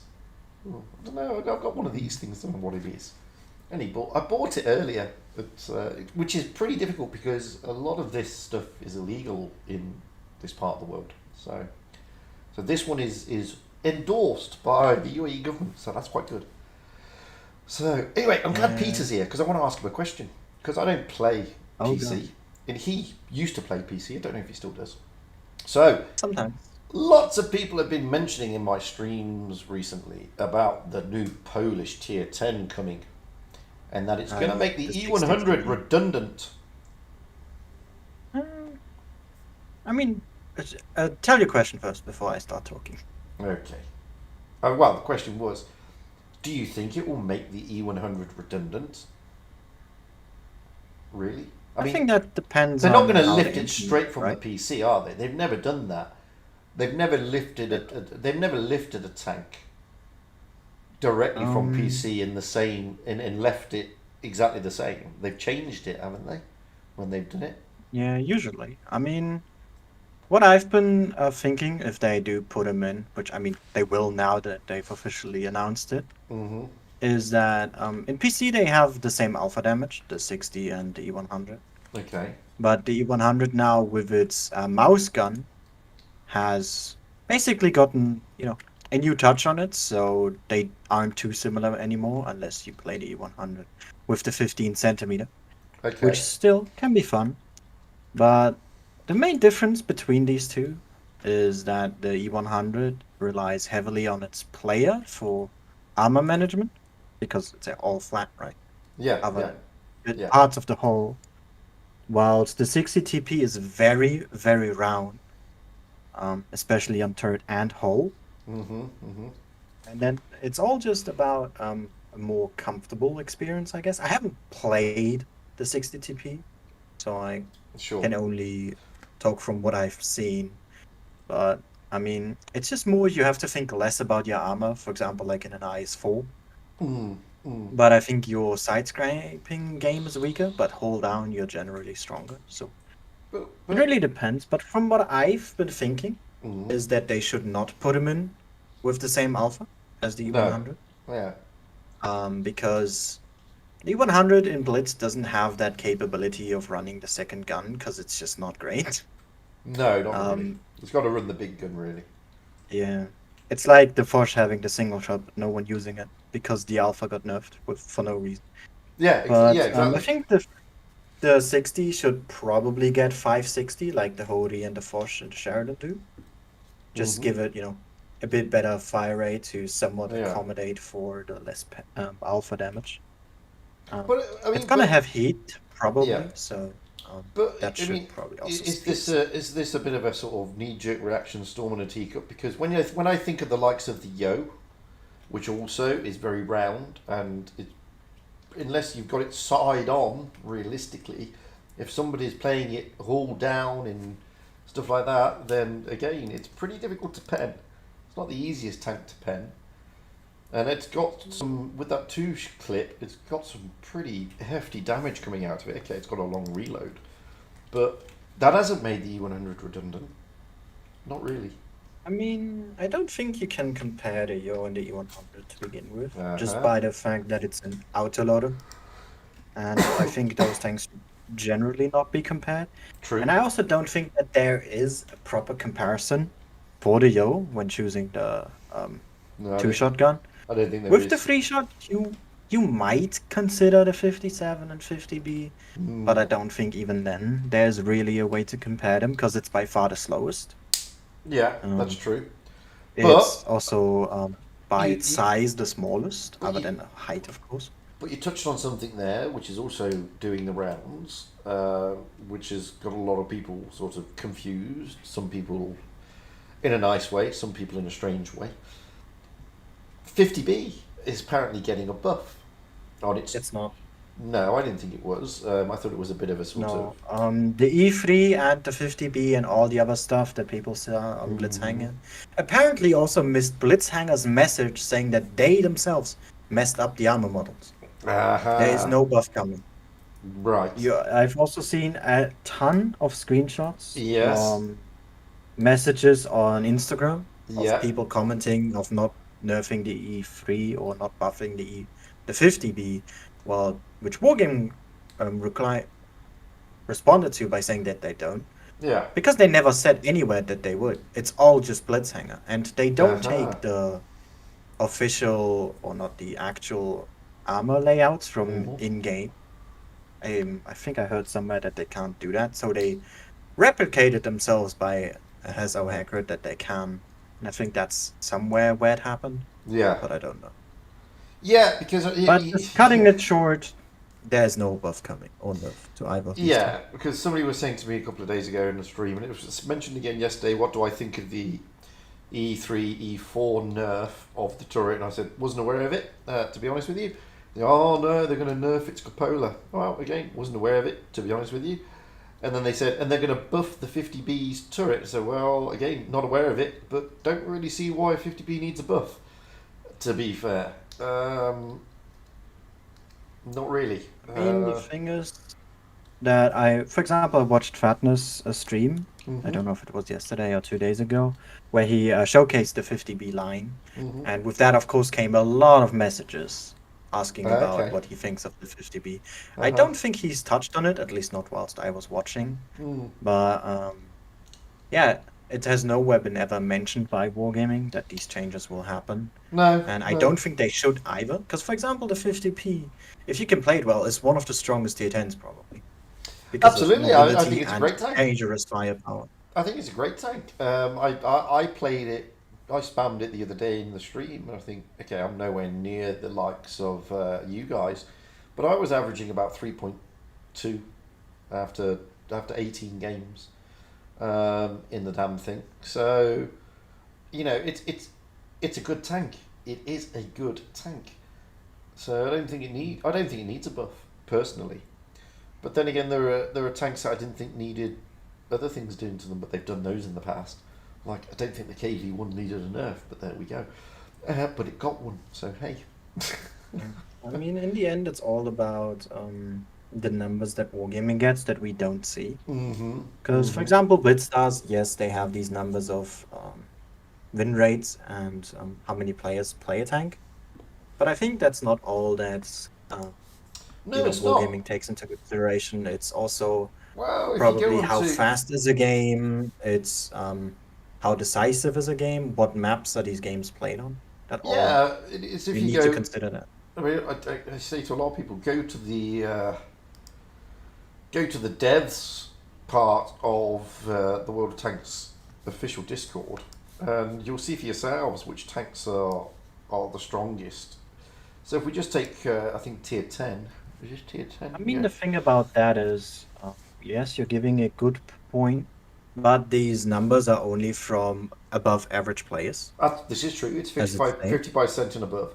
But if you look So at it it's though, but if you look at it, a lot of people turn around and say certain tanks are OP or certain tanks are broken. I mean, what tanks have I been told are OP in tier 10 or broken? I mean, some people have said that the Kranwagen is. No, well, the Kranwagen has a similar amount of battles played as the E100, etc., but it's not as good as the E100. It's not as good as the M6Yo, it's not as good as the VSK72, the IS7, or the IS4, or the Mouse, in the hands of players 55% upwards. So it's all swings and roundabouts, but as Every says, there's a lot more parameters that go into all of this. especially considering that they take out everyone above 65 and everyone below 55. Yes. Already counts out a lot of things, because what it basically does is it cuts away the extremes, because very good players are obviously going to play very well in most of these tanks anyway, Yeah. apart from some exceptions, Death Star being one. Mm-hmm. Or God, for the very bad players, for example, the Leopard 1 would be a tank that would suffer a lot from people that have no clue. yeah. Or other tanks like the Kranwagen, or even the Yo that just don't have the DPM, so people don't know how to use it properly. It's a lot about what exact data are you given, and what is excluded from that data.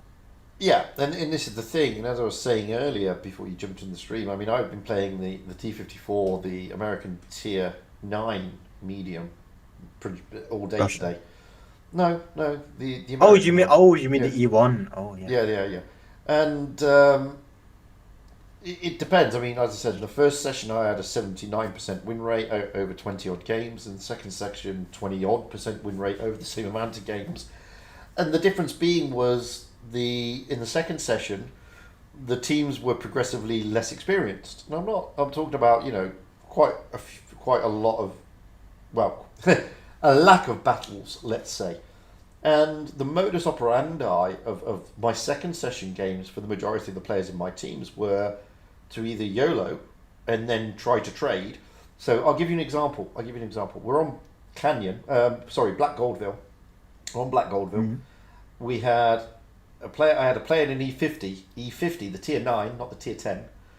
Go to the caves. On the other team, in the caves already, was an E50M and achieved a Mark 6. And he in his You're not winning E50 that fight. decided to brawl with them and trade. He was never going to win that fight. Never in a million years.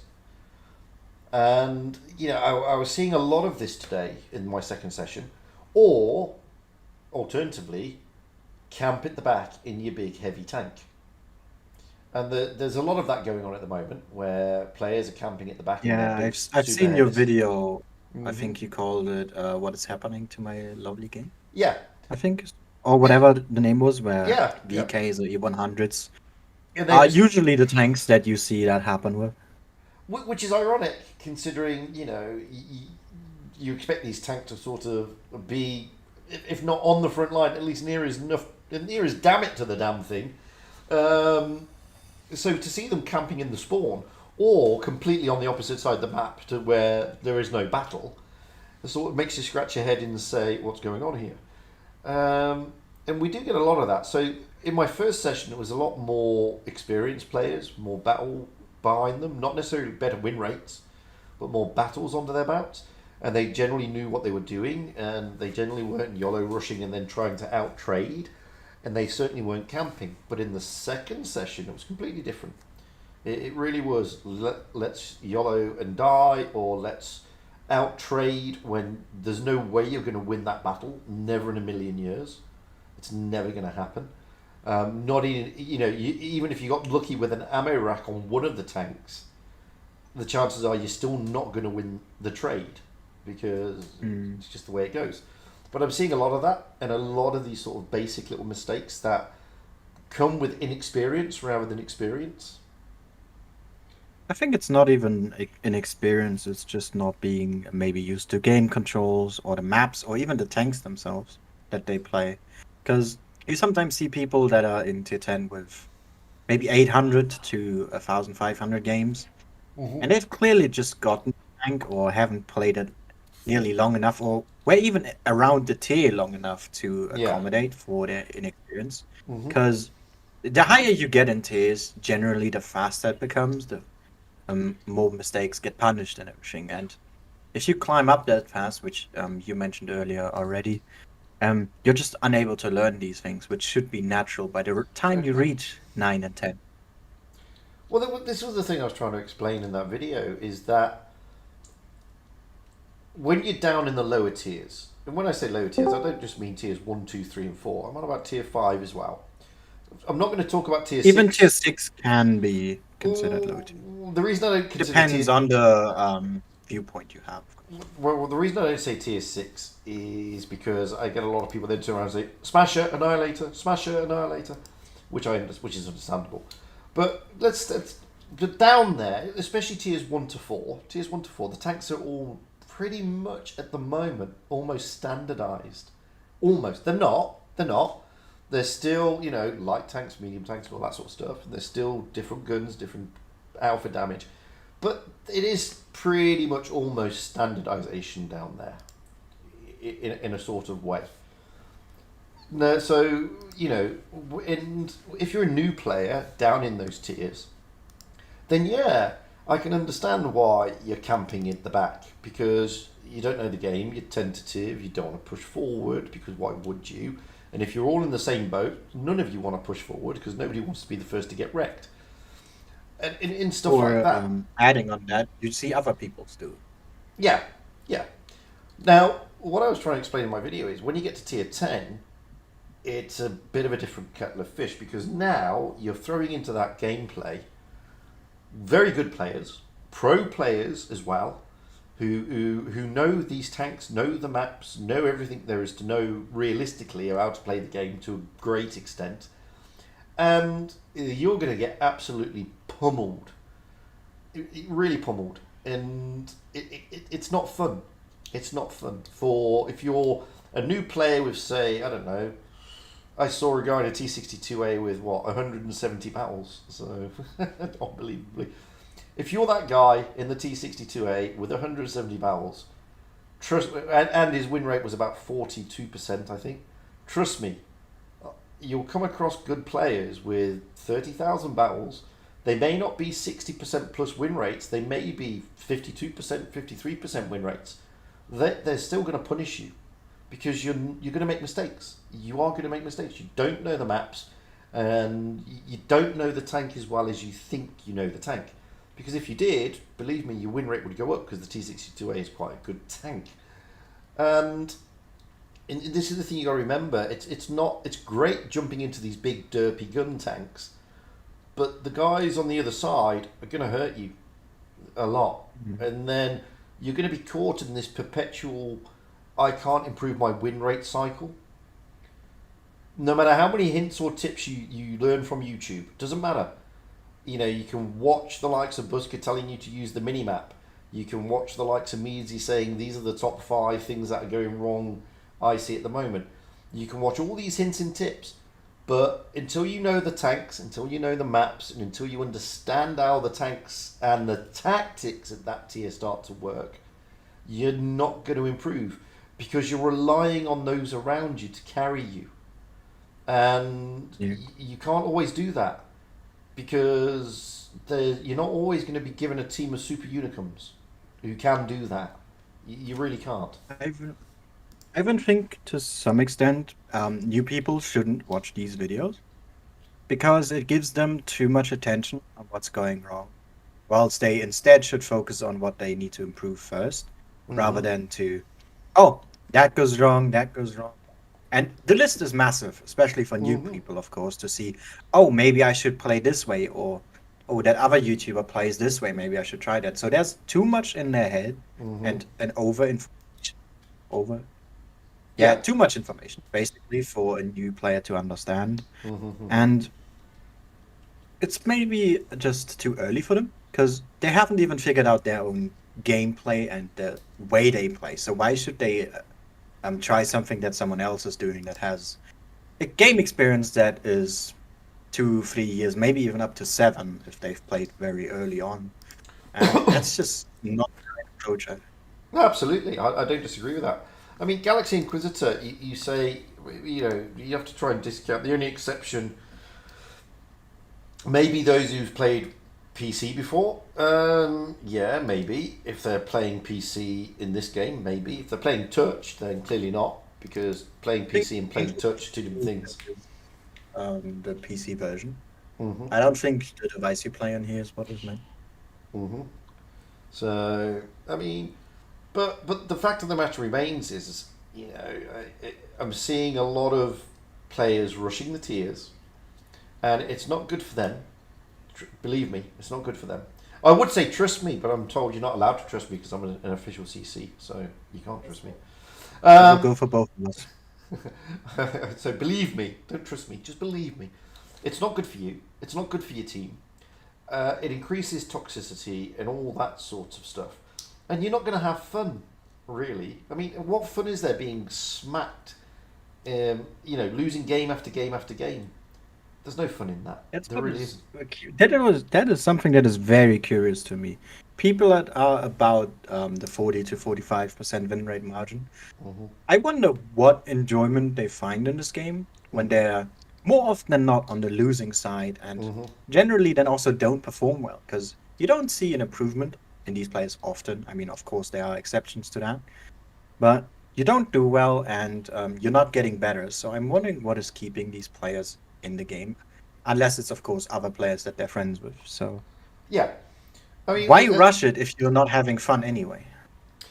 Yeah, I mean, don't get me wrong, because I've done it on Asia, and those of you who've ever seen my Asia live streams, you'll see that I'm a free-to-play player on Asia, and I'm grinding the tank lines. And don't get me wrong, it is a pain in the arse. It really, really is.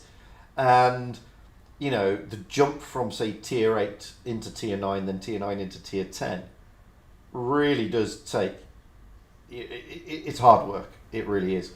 And I'd worked out that to do it effectively, realistically, to be effective and to do it without really spending any money or any gold or any credits or XP, realistically, you need to do 100 battles in the tanks.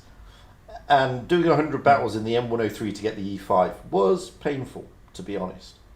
But, and this is the big but, the more you play that particular tank, the easier the E5 then becomes. Okay, so when I was playing the 103 for 100 plus battles, I eventually ended up getting a Unicum win 8 on it, WN8, and then when I jump into the E5, it's pretty much a very straightforward tank to play because it's not that dissimilar. And this is the thing about the grind. It is a pain in the arse, it takes time, but it's teaching you how to play the tank. And you are better prepared to then play the next tank in the next tier. And you have much more fun. You really will. I would say trust me, but you can't. But I would say believe me. Believe me.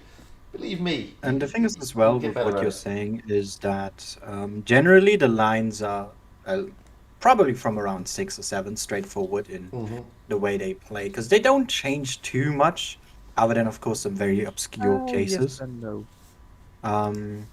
But generally, it gives you an idea of how you should play that line, or at least the begin of it.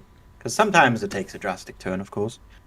But you just don't have that if you rush through it. And as you said, with your Asia free-to-play, I have mine on an 8. And I've noticed that breaking point in tier 7 and the jump up to 8. Because I've grinded 3 lines to tier 7 now. And more or less smooth sailing, of course, if you know what you're doing. Yeah. But now that I'm my first tier 8, it's become a lot rougher to play. And I think that's Yeah. where you really need to brace yourself, I think is the best way to put it.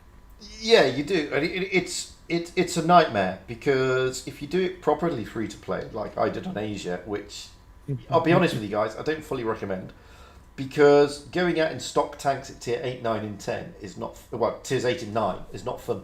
It's not fun. It isn't fun. Having no engine. I mean, you try driving an M103 with a stock engine, stock tracks, stock gun. It's not nice. And one up you, Fugit. I played the T69 stock. So with the T71 gun, 75% dear. crew, that means you don't hit anything. Yeah. And a pen that is even bad considering you're playing, or that gun's supposed to be for tier 7, and even then you struggle. So having that at tier high and playing against an E75 is not particularly fun. It's not. It's it's difficult to pen these tanks with those stock. In the M103 is just notoriously slow with its rubbishy engine and stuff. At least you got that speed boost up, right? Yeah, well, yeah, you do.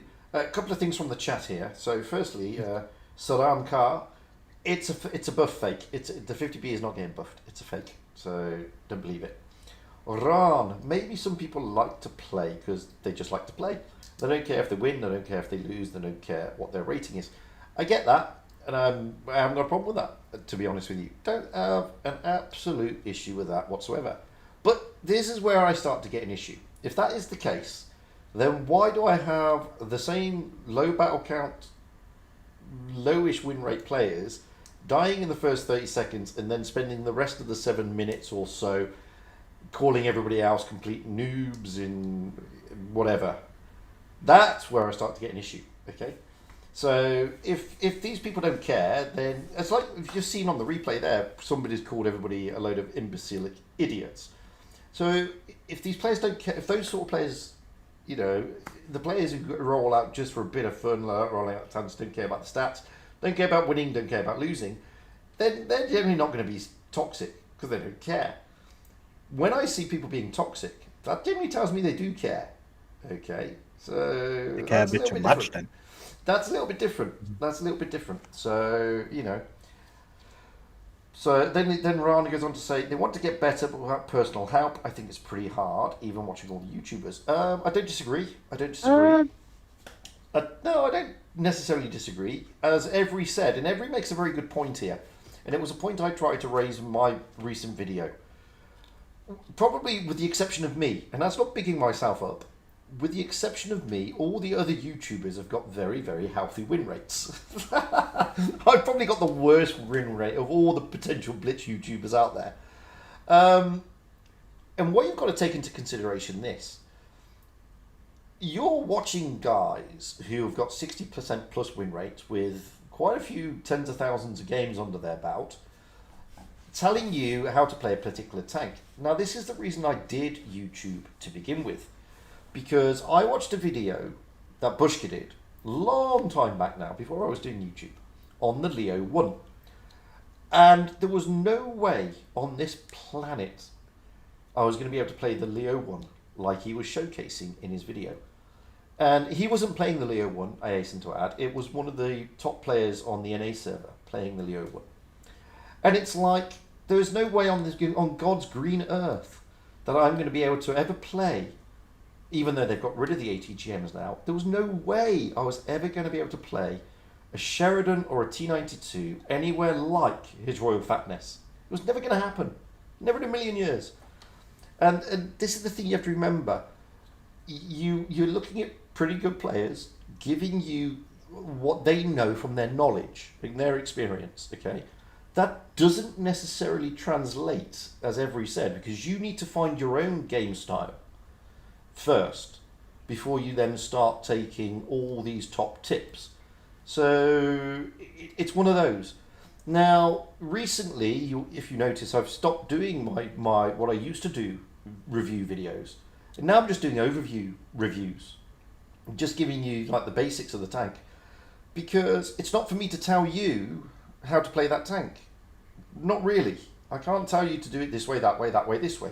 I can give you its good points, I can give you its bad points, but it's only until you jump into the tank and you play it that you'll understand, does it fit your play style, does it fit your reactions and your skill level, etc, etc, etc. And you've got to be very careful about these things. I think you're touching a very interesting point there, Fugit, with you as the example of a non-high scoring YouTuber. Absolutely. And I think, per se, I do not think that is a bad thing. And I think you're actually hitting a very interesting market, quote unquote, that no one is reaching. Because you are in that middle ground. You are in that above average player experience. And I think you can convey things the way you perceive them better than, for example, myself, Fatness. You see all these other really good players can. Because I think at a certain level you start to see things as minor and you don't mention them, don't pick up on them. Unless you're Fatness, because he's great at what he does. But I think you having the input and experience of that player skill level, you just are better to explain to a 50%er, 55%er what he's maybe doing wrong than someone who's at 65, 70, who just maybe goes into even too much detail for that player to understand, whilst you can be more general and diverse, I think. And this is what I think it's good that you're hitting that. Well, this is what I always try to pitch my thought. I mean, let's be honest, and I've made this clear from day one. There's no way I can tell any 60% or pro player on how to play this game. No way. Never in a million years. Never going to happen. It cannot happen. It will not happen. So I was always pitching to those who were basically in the same boat as me, which is they have a passion for the game, they want to get better, but it's going to take time and it's going to take effort. And it does take time and it does take effort. And it takes... I agree with what I think... who was it? It was... I can't remember who said it now. I don't know if it was PT Blitz or Ran. I think it was Ran, actually. You have to have a little bit of hands-on experience. And I'm lucky enough to know a lot of good players because I do YouTube. And I've tuned with a lot of good players. And when I've been tuning with them, I've been asking them, how do you do this? Why do you do that? What would you recommend doing this? And I really hit onto this when I was trying to play the WZ113. Okay, this is over a year or so ago now. And I was really struggling in this tank. And I took Jori 12 to one side, who's in my clan. And he's been a subscriber of mine almost since the day I started. And he's a pro. He's a pro player. And I asked him, because he really liked the WZ113 at that stage. I said to him, I said, mate, I'm really struggling in this tank. What tips can you give me? And I think he gave me, we went out, we rolled out in a platoon, and he gave me a few tips. And I love that tank. I think that tank was fantastic. Okay, it's changed a bit now because the meta's changed. But I still like it. And then I was struggling in the T62A, because it's a pretty tricky tank for some players. And I asked him again, give me some tips. So we spammed tuned the T62A for an entire afternoon, okay? And he was basically saying to me, look, aim for the tracks. Track more tanks than, because the T62A, for example, has such a good gun, you can easily track through the front sprocket of an E100 quite easily. And he was telling me these little bits and bobs on what he looks for and what he tries to do. And I took those little bits and bobs, and then I've been watching replays as well from other good players, and I see that a lot of good players do a lot of good tracking shots on the T62A and stuff like that. And it's little things like this. So if you know any good players, guys, in your clans or whatever, and you seriously want to improve, ask them for a tune and quiz them. Why do they go that way? Why are they doing this? Quiz them about their loadout. What equipment are they using? What consumables have they got? Because all these things make a difference. And you'd be surprised. You'd be surprised of the knowledge that you can gain from these people.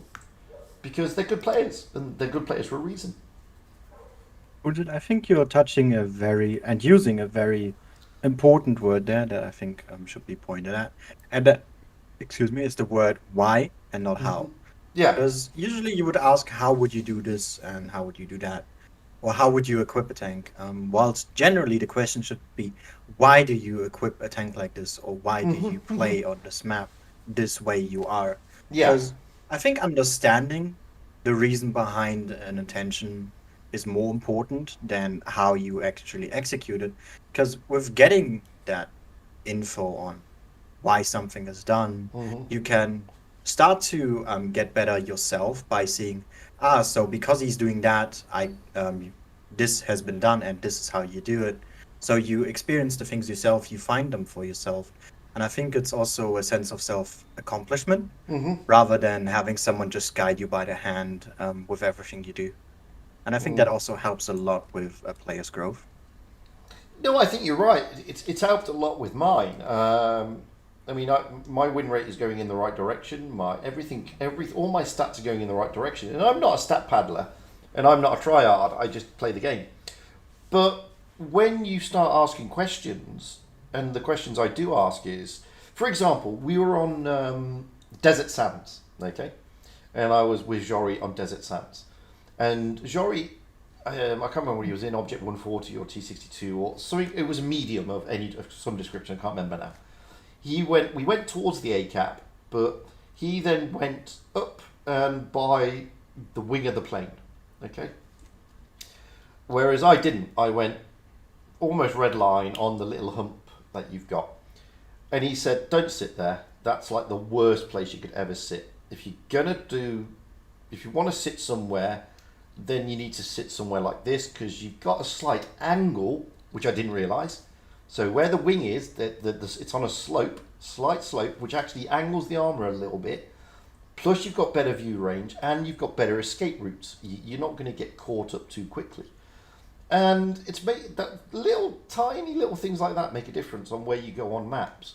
So when you ask, why have you gone there? It's like, well, it's got a slope, it's got better escape routes, it's got a little bit more cover, because you've got this aeroplane there and it's harder for them to then focus on you if you're sort of jiggling around a little bit, and you've got better shots onto them because you're higher up and they've got to come across the map and you're going to get spots and you're going to get this and you're going to get that. And it's these little sort of bits that help you improve overall. And of course, you pick up tips from the other guys as well. Like you watch Rolling Swarm, for example, this guy will tell you exactly which route to go on a map. He'll say, this is the heavy route, this is the medium route. Look at the team list. If you don't go this way, when the team list is like this, etc., then you've really limited your chances on winning the game because you're putting yourself under pressure. And a lot comes from that. A lot comes from initially reading the composition of the enemy and trying to anticipate where the enemy are going to go. So, for example, if you're on Fort Despair and the enemy's got a Batchat and a Vickers, don't be surprised when they send them to the top corner on Fort Despair, nowhere near the sea cap, because they probably will. Same goes for Port Bay. Don't be surprised when they send Sheridans and stuff over that river to put that pressure on. And these little tidbits that come from the guys who play the game much better than me really do help. They really do help. Well, they've helped me anyway. But I've had to still play with them, and I've had to still say to them, tell me where I'm going wrong, tell me what I'm not doing right, tell me what you would do differently. And that also helps. Yeah. I think it's that open-minded perspective that people need more of. Because sometimes people just become sort of like ignorant as to saying, no, I know what I'm doing. Whilst there may be a very obvious thing that they're doing. Maybe they've just, made one mistake that is so grave that they didn't even realize that they've made it. I would just, like you two, I would just say, don't rush the tiers, slow down, play more of the same tier. Like, stick to tier 6, 7 more before going up. Don't go single line researching, that's dumb. I mean, the thing is... you need to learn the basics to play those tanks. If you notice, tier 10, tier 9 all have... Every tier you go up, you get more mechanics to worry about and think about. But the problem is everyone just goes straight line, only the tier 10. And that's why we have a lot of brain dead teammates. I mean, you're making a very good point there, but the thing is, how do you tell someone that? Because if they see, oh, I can get to the next tier, I doubt there's anyone or a lot of people that will be like, no, I'll hold off for now. They're just gonna get to the next tier, and it's basically gonna be trial by fire at that point. You just gotta experience it, and if you don't do it properly, you're gonna be at the next tier and haven't learned anything. Correct. You know what I know should what be you're a saying. way that the problem is that nowadays you can rush EXP grind everything. Plus, I would also say that the prices of some tech tree tanks are kind of lowish. They don't discourage people to like go to stay in a tier. They should like revamp the prices because if only the only time when the prices really start to add up to buy a next tier tank for a new player is when they reach tier 8. Then from 1 million to 2 million credits. And then up the tiers, you get the idea. Yeah, Like, but it's like Fugit used to say, and I think still does.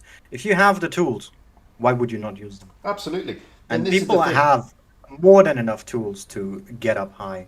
Oh, absolutely. And I like if I were to start a game, not a specific Blitz, but I can't give an example where I see, oh, I can progress here pretty fast. Even if I have no experience, I would probably do it because I want to get to as much game content or want to get as much out of this game as fast as I can because this is my entertainment and this is how I choose to entertain myself. For some people, they might like to play it more slow. And in some games, you probably should as well, like Blitz, but you just can't tell that to someone if they just have the chance to get it and it's not roadblocked by, for example, wargaming. Just jumping in, Ran in the chat makes a very good point. He says the problem is a lot of people think it's a point and shoot game when actually it's a strategy game, and it's both. And I would say it's a lot more strategy than point and shoot, but obviously point and shoot is obviously the name of the game as well. But that's a really important point he makes. It's not about rushing into the other side, pointing your gun at them and shooting them. There is one of the common mistakes I see in Blitz is that people think that all the tanks are the same. They're not. They all have different parameters for different reasons. And there's reasons why the Batchat is lightly armoured and quick. And there's a reason why the Leo is lightly armoured with a great gun. An amazing gun. And there's a reason why the Mouse has got shit DPM but a massive amount of armour and is very slow. And it's not it's a question of use the tank for what it's designed to be used for. But a lot of people don't look at it that way because they do think it's point and shoot when it's not. It only becomes strategy when it involves more people. I don't agree. I believe it's still strategy when it's 7-on-7. But I think that there's a misconception that it is a strategic game because it's fast-paced, it's furious, and you can cause a lot of damage straight off. So I understand where Ran is coming from there. The deal for real, I know you're in the Discord here. No, I don't agree with you. Just because you're 47% doesn't mean you'll never know anything. That is utter nonsense. Of course you will. It just means that, like me, you are trying to improve. And unfortunately, it takes us a long time because we've probably played a lot of games. And it takes me... I have to win 5 or 6 games almost in a row to get 0.01% onto my win rate. And it's difficult. It's not difficult. It is difficult. And it's soul destroying because I've done like 30,000 battles. It says 40,000 on my thing, but you have to take into account I've done like about 10,000 sort of other battles, be it ratings or tournaments, and they take into account as well for your overall battle count. But if you look at me on Blitz stars, I think I've done 33,000 or something. And when you get to that many battles, trying to inch your win rate upwards takes a long time. It does take a long time. And one loss puts you back down again. And it's taken me, 2 months to get from a 52% win rate to 54%. And I'm at 53.89% as of today. So I've got that, I've jumped from 52.75% to 53.89% in 2 months. It does take that long. And I play the game a lot. And to get that movement, I've had to average a 64% win rate,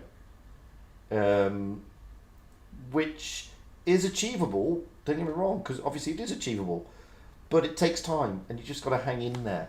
And we've all got to realise it's not quick, unfortunately. No, I jumped in a little bit late, but I'm assuming you guys are. The main topic is the somewhat poor player base at higher tiers. Correct. That is the actual topic. Well, I want to say that I do see a possibility for light at the end of the tunnel. The problem is it's gonna take a long time, or a little bit of a while than we're more accustomed to.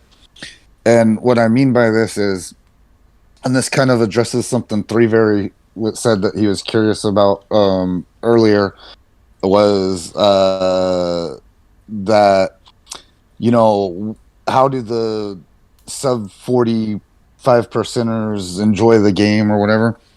And I think it's kind of, if you can use somewhat of Wargaming's analogy for the reason of 5.5, they claim that they had people dropping off early on and they wanted player retention.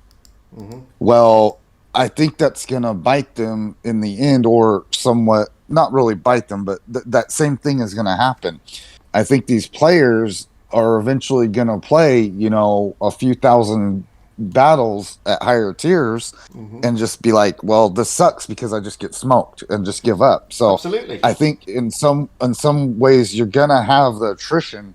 It's just going to be at a higher tier now.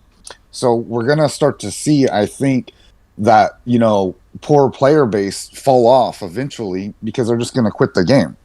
And then not only that, but then also there's going to be cases like myself. My comment was made jokingly, by the way, Fugit. I'm glad you addressed it seriously, but I was just joking. But but then, like I said, for reals, I'm going to use myself as an example. So I did the whole typical, get the first tier 10 as fast as you can do, albeit when I did it, it was a lot harder to grind. It took me a few months. But the thing of it is, I rushed through the tiers, and that was the whole thing. I found myself playing up there very poorly and not enjoying it. And I was like, what? I gotta learn.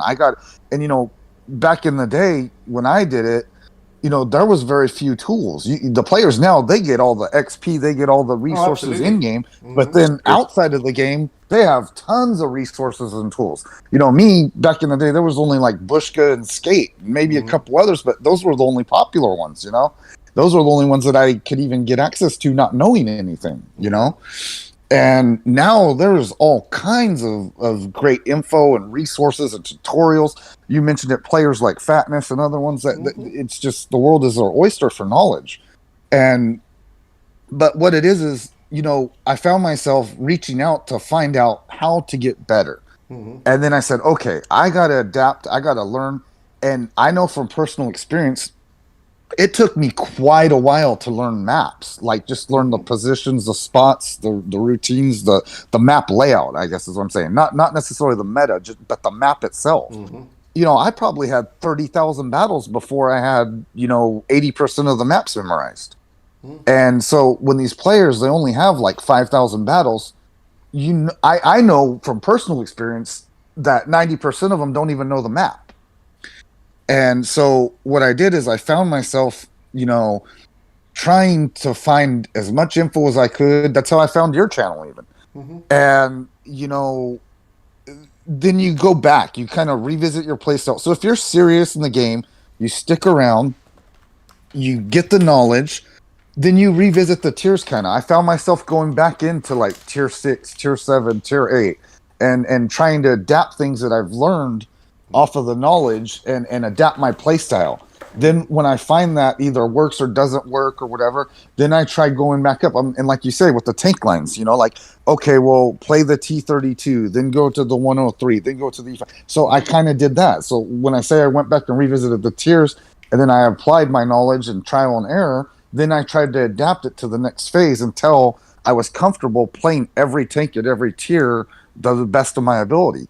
And with that trial and error, you're going to have some failures and you're going to have some success. But then, I honestly didn't know the difference in tanks. I just know that if I didn't do good in it, I didn't like it. But then once you learn the profiles, then honestly, I pick tanks that I like. Like, for instance, one of my most favorite tanks is a tank people hate and a tank I put off because everybody said it sucks. I love playing the Tortoise, the Tier 9 Tortoise. So do I. I love that tank. So do I. I would have never knew I loved it if I would have just listened to everybody and not done it for trial and error. You know what I mean?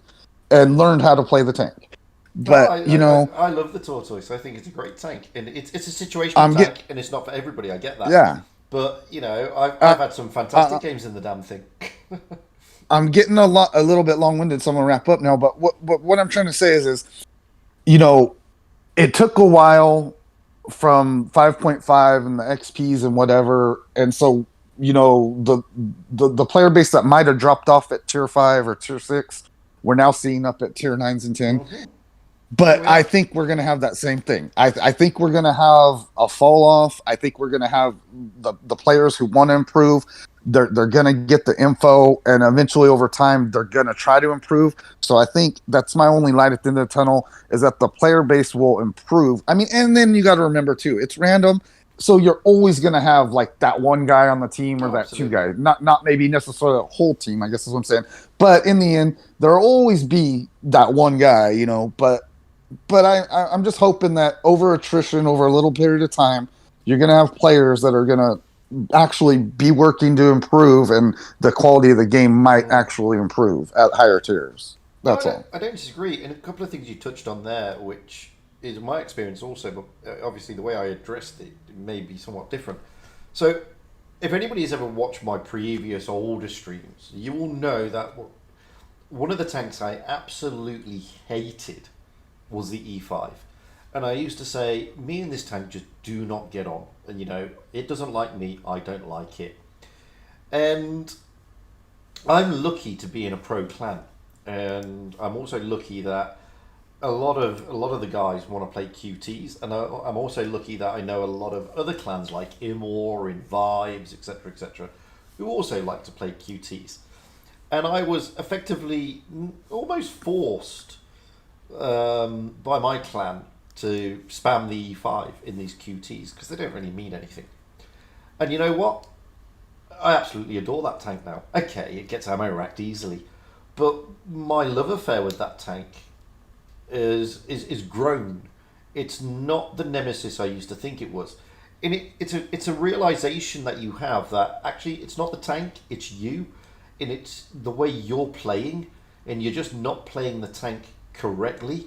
You either not putting it in the right place, or you're just, well, basically that, you're putting it in the wrong place, or you're playing it the wrong way. You're frontlining it, or you shouldn't be, or you're sitting at the back, or you're being too aggressive, or you're being too passive, etc. And it's actually the way you play, not the way the tank is.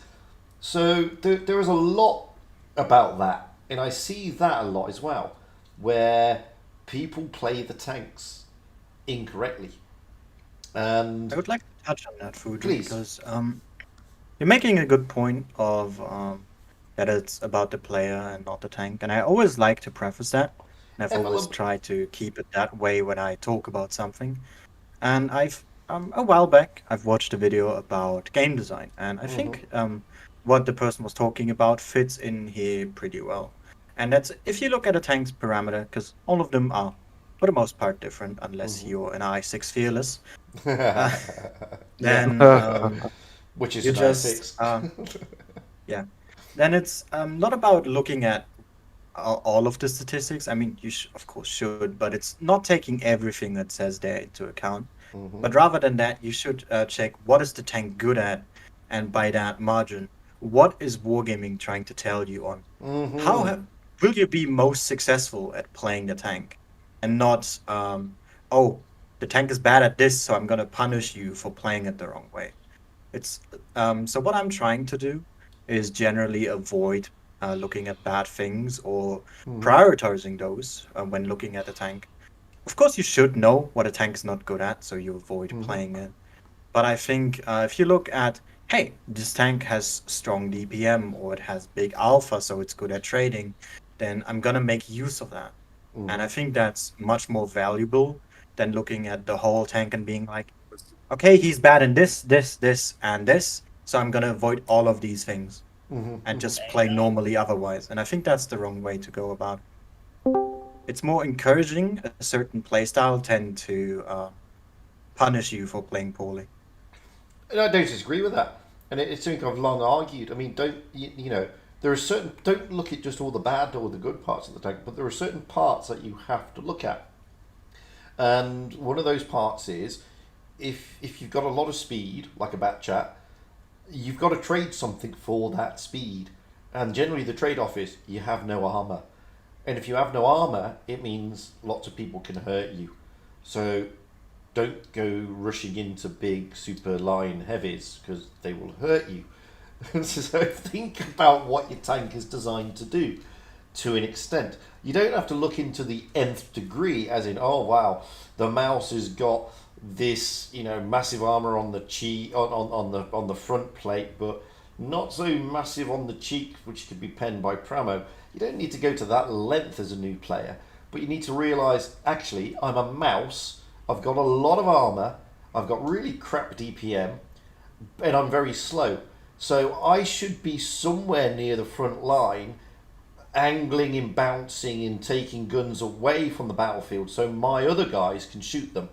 But people don't think that way. New players think, I'm a mouse, I'm invincible, I can just go to the base and nobody will do anything about it, which is not true because you can be destroyed. It's as simple as that. Yeah. So I'm gonna make a hypocritical point here.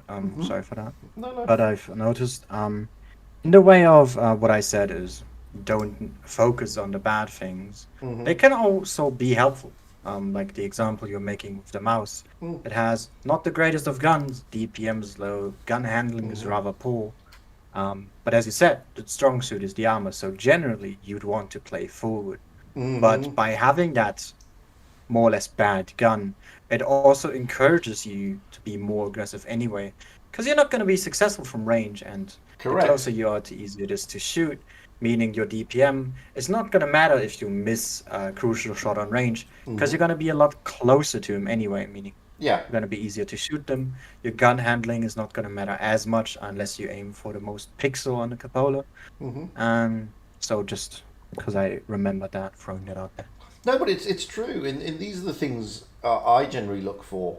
What is the tank's what is the main purpose of the tank? And if the tank has got good gun depression, it generally means that it's got to be played hull down, because that's why it's got gun depression, because its lower armor is normally pretty pants. Because if it didn't have that, it wouldn't need the gun depression. Simple fact of life, guys. And a case in point, I had an argument. Well, it wasn't an argument. It was a debate with somebody about. They were saying that the 215B is most probably the worst armored tier 10 in the game, and I was like, "You're joking. The thing is a beast, absolute beast. However, if you stick it on top of a hill in the middle of the open, then yeah, it's got pretty bad armor. To be honest with you, but if you stick this thing hull down and use its gun depression, a lot of tanks are going to bounce you unless you start using HE and stuff like that. But it's you've got to look at what the tank is designed to do a lot of the time, and a lot of people don't do that. Going back to Ron's point, it's point and shoot. It's not point and shoot. That's not the idea of the game. Not really. I think Fugit, what you just said also ties in with what we discussed earlier. It's the why. Yeah. About why does this tank have these characteristics? What is wargaming potentially trying to tell me on how to play it or not? How should I play this tank? Yeah. I mean, obviously you should ask yourself that, but the better approach is why is the tank designed the way it is? And I think that helps a lot more. Oh, totally. And just another thing I want to touch on, whilst I've got Peter in this chat, by the way, because he is very much along the same lines as me on certain things.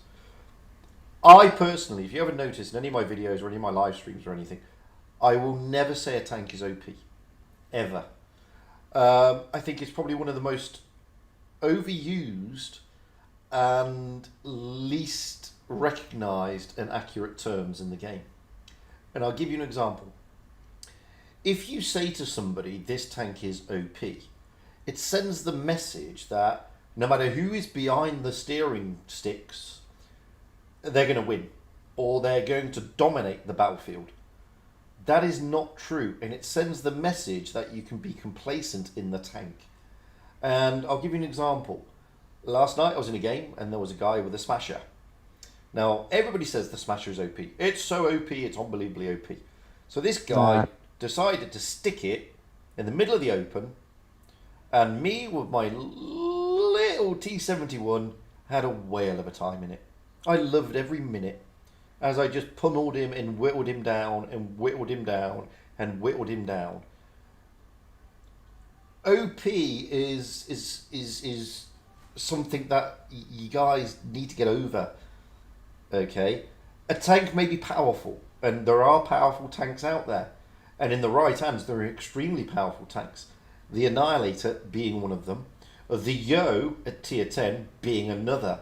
These are powerful tanks, but on the same token, the Batchat in the right hands, the Leo 1 in the right hands are extremely powerful tanks. But you would never say they're OP, realistically. Now, just because we have these monikers, people think, and as I said, they get complacent, and they play the tank thing, well, I'm OP, ergo I am indestructible to everything. You're not. You are totally destructible. And good players will absolutely prove that time and time again. And then you will all start wondering, hang on a minute, why are everybody saying this is OP? It's not playing well. And you want your money back. Trust me. So take this term OP with a pinch of salt, okay? It's an opinion. Nothing more. It gives people the wrong impression, I think. No, I do. Basically, in the way you ladies. described it. Hello. But what I think, as I agree with the not OP being the case, what I would say though is that there's parts of tanks that are broken in the way of too strong, but I wouldn't say that that makes the tank absolutely invulnerable to or by anyone playing it, because that's obviously not the case. No. Because you often, or not often, but there are special examples where you see, especially at tier 7, of course, Smasher, Annihilator, that are generally referred to as the most OP tanks in the game. I would say for the Smasher, it's gun handling, and maybe even the reload is broken. The rest of it, just a KV2 basically. Yeah. No, it's actually SU 152, but with a turret. And Pretty much. Or for example, to just finish my point, the Annihilator. The fact that it shoots 3 at once is broken, but that doesn't mean that the rest of the tank is in any way special, because it's not. All it has is that triple tap. Yeah. And that's about it. Or with the Yo that you mentioned earlier, you shoot 2 shots in 1.7 and that's it. No, you're right there, Joe. I mean, the thing that makes that tank more of a pain in the backside than anything else is its speed boost, because it has the super duper speed boost. And if it didn't have the super duper speed boost, then it wouldn't be as effective. Because in the hands of the right player, they use their speed boost effectively, and they use that consumable at the right time. And, you know, but as every said, I know many times when, for example, even in Mill 1, the tank is excellent if you know when to use the speed booster thingy. Otherwise, it would be just your regular slow clipper. Yeah, but this is the thing, and this is what I'm trying to. This is the point we're trying to make. There are parts of tanks that make the tank very powerful, like in the case of the Annihilator, it fires 3 shots in one go, with an alpha damage on its standard AP of close to 700 if it lands all 3. That's big, especially when you're talking about a tier 7 tank. the reload isn't necessarily that long, and it does have very good frontal armor, but it is very slow. It's got a very bad traversing circle and mobility. The speed boost in the right hands of a good player will be used effectively, which makes the tank a nightmare to play against. But it's not invincible, and that's the point. And it's not as a whole, it's not OP. And the problem I have with OP, as I said, you say to somebody, "Oh, it's OP." That sends the message that, "Oh, it's OP. If I get this tank, then I will spam it and I will win all my games because it's OP." It doesn't work that way, I'm afraid. What's OP is the person playing the bloody tank, not the actual tank. And that makes a massive difference. The better terminology for this kind is the level of annoying to deal with. Yeah, that's That's a very good point that you're making, actually. I've said that in the past as well. Often tanks are mistaken for OP when all it is they're annoying to deal with in a certain aspect. Yeah, like the mouse. Like, it has has very good armor. is annoying, And but annoying. it's not overpowered. Yeah. As another example. But like what I'm thinking is basically, to me, OP doesn't mean you're gonna win all the games, but like, if you, let's say, put a 45%er into a SP1C, they're gonna do substantially worse than they do in an Annihilator. And that's the thing, you know, that's a good point. That is a good point. So like that's what I would see as OP, not as, it doesn't make you a great player, it's just way better than if you were playing other tanks. So it's the same skill level. So by that default, Not sure if I would like that comparison though, because the SP1C is paper, whilst the Annie at least has some degree of armor, so it allows some mistakes to happen that new players will make. You know, so that comparison doesn't quite fit here. But I get your point. Yeah, that's true. No, but what Martimator is saying here is quite right though. You're putting a plaster over a gaping wound. Just because just because you play well in the Annihilator, for example, doesn't make you a good player. It doesn't make the tank OP, but it doesn't necessarily make you a good player. Because if you then jump into an SPIC and you play it dreadfully because you play it to your skill level and you've got a low skill level, then what you're doing with the Annihilator is literally papering over the cracks. The cracks are still there, and you're actually not learning anything. In fact, what you're doing, you're actually making your own gameplay worse. You're making your own gameplay worse because you then suddenly have this false sense of security, and then you start playing other tanks the same way as you play the Annihilator, and that's not a good thing. It's not a good thing. Yeah. I think it might also give the wrong idea of, these kinds of tanks are bad, or this just doesn't fit me, just because you maybe just don't know how to actually use them. To give an example, I could find one right now. I have a better example. Go Modern Yo, the tier 10 one. For example, I know the hull look is similar to the E5's hull, but because of those kind of, say, outwards parts, I always get this weird attraction to shoot them. And still, I always forget, I don't shoot those. Ugh. There is no OP, there's just annoying things that you forget in this field of battle. Yeah, but like a good player can make any tank work, really, you know. But obviously, there's like some tanks that are good and easy to play, and there's some tanks that are good but hard to play. Like, for example, the Annihilator, it's a very good tank. It's not that hard to play because it has armor. It forgives a lot of mistakes in that regard, right? Correct. While the Leo doesn't really forgive anything because it doesn't have armor. Exactly. That's the point.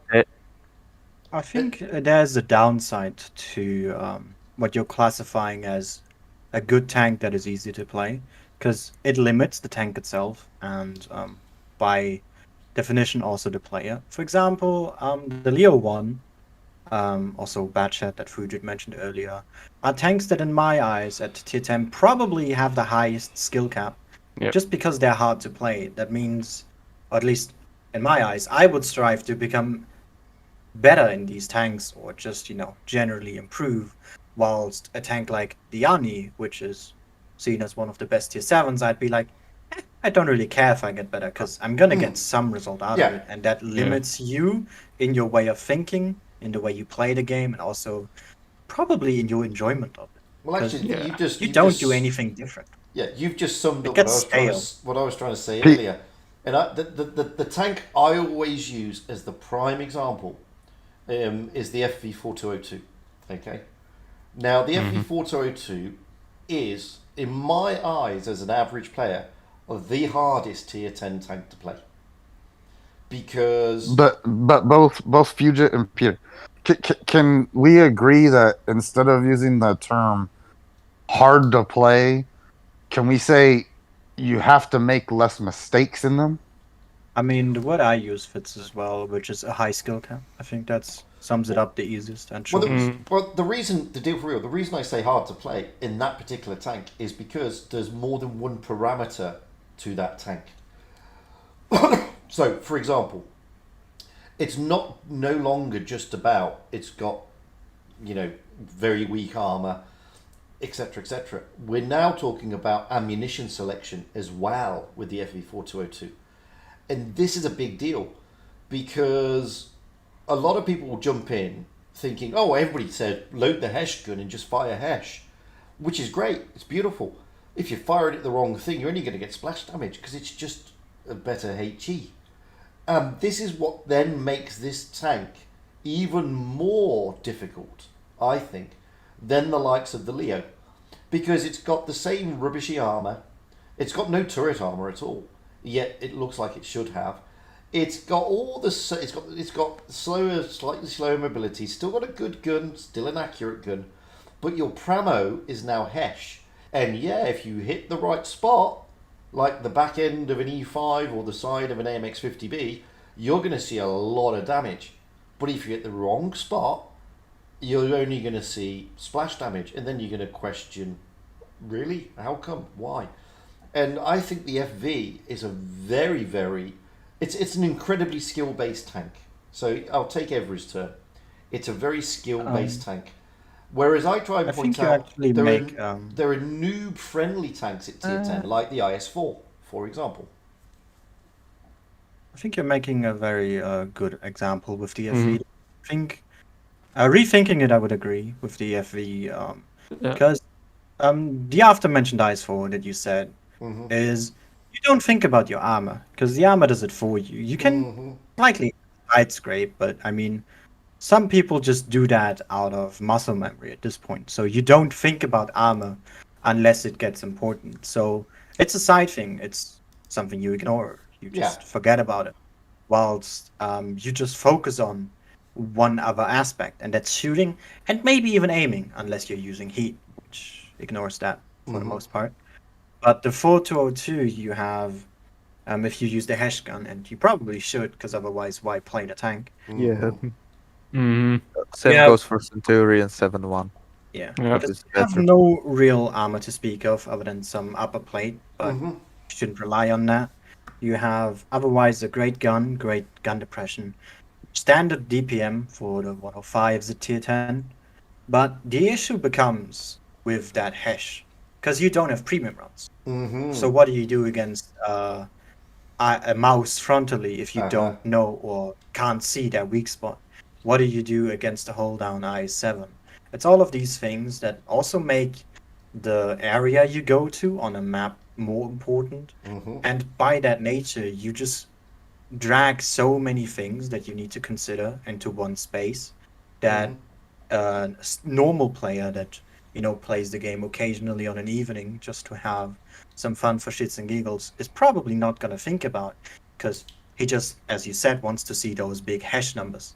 Yeah. But there goes a lot more into it than just pressing the 2 button and rolling out. Whilst on an IS-4, it's just, I can do something in the background and pay somewhat decent attention and get a better result than you would in an FV. And this is the thing. I mean, you have to factor in some of these things on some of these tanks, and that's why for me, the FV4202 has always been the hardest. Well, okay, I find it the most challenging tank at tier 10, because there's more than one parameter at play here to make that tank successful. And as I said, with 9 times out of 10, if you can't pen something, you'll load the premium ammunition, be it the APCR or the heat, and Bob's your uncle, it'll go through somewhere. With the FV4202, it ain't the same kettle of fish, guys.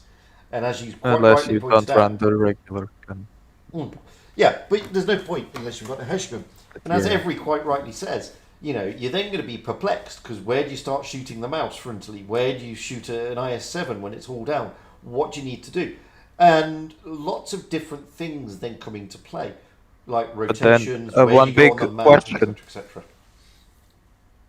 But then there's one question: which demon told you that you should play the FV4202 if you know you're a bad player? I mean, you shouldn't. But Well- I'd like to just quickly address Spiegel Electro in the chat, who basically said it perfectly. The FE, it's a complex thing, and I think that's Yeah, it is. the simplest way to describe it. Yeah. It's like, I'd say it's all about with tanks like that, the Leo, the FV, it's all about how much awareness of the game you have. Like, where is the enemy? Where can I do damage? Where do I have to move to get more damage? Stuff like that. Which a bad player doesn't necessarily have, because they only look at what's in front of them, rather than looking at the battle as a whole. In terms True. of awareness, it's basically how Yeah. many things can you keep track of at once. Because there's minimap, there's your team, there's the enemy team, there's what you do, what others do, maybe even if you play Supremacy, what the cap points are at. Or even That's why I who don't play has what Supremacy. bases. Yeah, I don't. No, But it's just Supremacy so is- many more things that you have to keep an eye out in Mhm. these complex tanks. Whilst in some tanks, like Fugit said, you only, I don't know, just focus on what's in front of you, because that's what's Exactly. important right now. Yeah, And that's what most players are limited at, whilst the greater ones can see what's going behind them, like they have a fifth eye or something. Yeah. Because the other two are already paying attention to minimap and your own team. So it just becomes of how much can you do at once. It's a multitasking job at this point. Yeah. well, True. this is some of the points I've been trying to make with some newer players, and again, it's not belittling anybody, and it's not trying to say to people you can't play the certain tiers or whatever. But let me put it to a different way, then, guys. You shouldn't. If you, It's well, the no, better no, no, part. no, no, no, because I'm in no position realistically to say to somebody, okay, you've got the game, and I'm going to deny you. I can't do that. But what I can say to somebody is this: look, if you're that determined after your 500 battles to jump into a tier 10, then do yourself a favour. Make that tier 10 something along the lines of an IS-4, not a Leo 1. Do yourself a favour. Pick a noob-friendly tank. Don't pick a technically complex tank, because you're not going to have fun and your team is not going to have fun if you're that determined. Personally, I'd rather you learn to play the game and progress through the tiers as you're meant to. But if you're that determined and that's the only reason you're playing the game, then fine, go for it. But take a tank that fits your experience and skill level. And one of those tanks is the IS-4. Jump into one of those, or possibly even jump into a mouse. It doesn't really matter. Jump into one of those type of heavies, because whilst you may not have the skills and whilst you may not have the knowledge, at least You you're won't minimizing it slightly. But don't sit at the back once you jump into these tanks. Get up there, get involved, and you'll be more effective than you think, and you will start getting used to it. But don't play a few battles and think, hey, we've won all three because, okay, I died, but the rest of the team did well. And then think all of a sudden you're ready for the Bat Chat or the Leo. Because, trust me, you can't say trust me, because I'm a CC. Believe me, it's not going to work for you guys. You're just not going to enjoy it. I mean, There's another layer to it as well, when because right now, what we've outside the bad chat, I've mentioned a single shot tanks. Mhm. What when you include autoloaders? When do Oh. you reload? Yeah. How No, much no, do no, I no. shoot? How No, much no. does my clip do? How Auto good can I? reloader. And auto reload. I was gonna mention that. Mhm. How can I outtrade my opponent? How long am I gonna have to expose myself to shoot everything out? Or when is it best to maybe not peek and just hold back and not be as greedy? And when you take auto reloaders into account, it becomes even harder because you can mess up your DPM if you're not, looking at the things you need to, or just Yep. not pay enough attention. And then it also comes to tanks that don't have proper premium shells, like the Photo 2, or maybe even like the 130 at tier 8 that has double AP, or even the SU-100 Wired has double AP. These tanks don't have an actual premium shell per se, because you could just swap around the ammos and the one that is at 2 could be your standard one, because that is the one with more alpha but less pen. Mm. So Mhm. it's a lot of different things, and we could go even deeper on this. Generally, though, don't start with complex lines or tanks, Yeah. because Yeah, that's you're the gonna point. have a bad time. Yeah. Yeah. It comes down to awareness again, right? Just how much do you know about the tank that you're playing? And that depends on how good you are. That's why, for example, I recommend people get the E5 first because it works in a lot of different playstyles. And then if you're competent, you can just somewhat, you can sort of find, okay, this didn't work. I died. So how can I do this better? You And can then find your sort of, nuances. I basically. wouldn't Yeah. say E5 line is best new friendly. I would rather say it's either go the E100 line, but don't get E100, yeah, that's I or actually it's like agree the on that. Or second thing that I E50. recommend, really. I'd But like, even go as far as to say E50M, because it's yeah, that's now that the the medium. Panther 2 has been buffed and the Panther. uh, Yeah, I'd say agree. that's the medium side, right? For mediums, the 62A and the no. Panther 2 line. I disagree with the Russian mediums for the So sole do I. purpose of their penetration limitations. So And do you I. players Yeah, not nowadays. handle Yeah, that. and another Yes, thing, the Germans also struggle with that, but they got gun depression. but So another thing and there, because German Yeah. mediums have, as you know, most gun depression over the side of that tank, and it's gonna start becoming natural when you realize that you should angle. So you learn 2-for-1 basically. Mm-hmm. So I mean, E100 and E50M, in my eyes, the best starting lines. Don't start with Russians because their stock grinds are horrendous. Yeah, no, the Yeah, stock that- grinds that's another are thing, right? immense. But I do say, SU100, I mean, 152 best yeah. slot. But I do say that I- I always say that the IS4 is probably the most noob friendly of the heavies. But I agree, the stock line to it is The grind is pretty not. horrible. No, the grind is not. But I don't disagree with your view there on the mediums. The E50M is probably the best medium for any new Yep. player. I mean, if you try and jump out in an M48 pattern or a Leo or anything like that, you're just going to have a bad day, because people look at the pattern and think, oh, it's the same as the E5, and it's not. It's just not. Nope. And the thing I find with the American tanks is penetration. It does struggle with penetration. All the American tanks do at tier 10. And when you look at the pro players and the good players penning their shots, they know where to hit, whereas the majority of newish players generally try to aim where they can, and that can be a trouble when you're playing an American line. Whereas with the things like the E50M, not only has it got rock solid turret armor, okay, it can be penned on the cheeks, on the sides with Pramo, but I remember once sitting on Fort Despair and I bounced 7,000 in the damn thing. It's a great tank, and once you get to learn a couple of tricks. You get to learn hold down, you get to learn how to move around the map, you get to learn how to use the gun effectively, and it teaches you a lot. And as Every says, if you jumped into say a T62, or heaven forbid you jump into an Object 140, then you're going to struggle, because the Object 140 and the T62, whilst the T62A is great hold down, its gun isn't the most reliable because it's Russian, and it isn't the most reliable. Russian mediums can't actually is reliable. That's a misconception. No, Yeah, it but the hasn't tanks always got the before it aren't great. yeah, and it hasn't But always got the 54, best. for example, is a big Yeah, one. it hasn't always got the T-54 best. is quite good. What do you mean? Best tank of the line. I I don't like enjoyed the that 54. tank, even stock. It's the tank I enjoyed the least out of that full grind. I I'm gonna see. say it now. That's why. Well, Um, this goes to show it, but it's each to their own basically. I mean, some true. people like this tank or that tank. They had fun in this tank. They had less fun in that tank.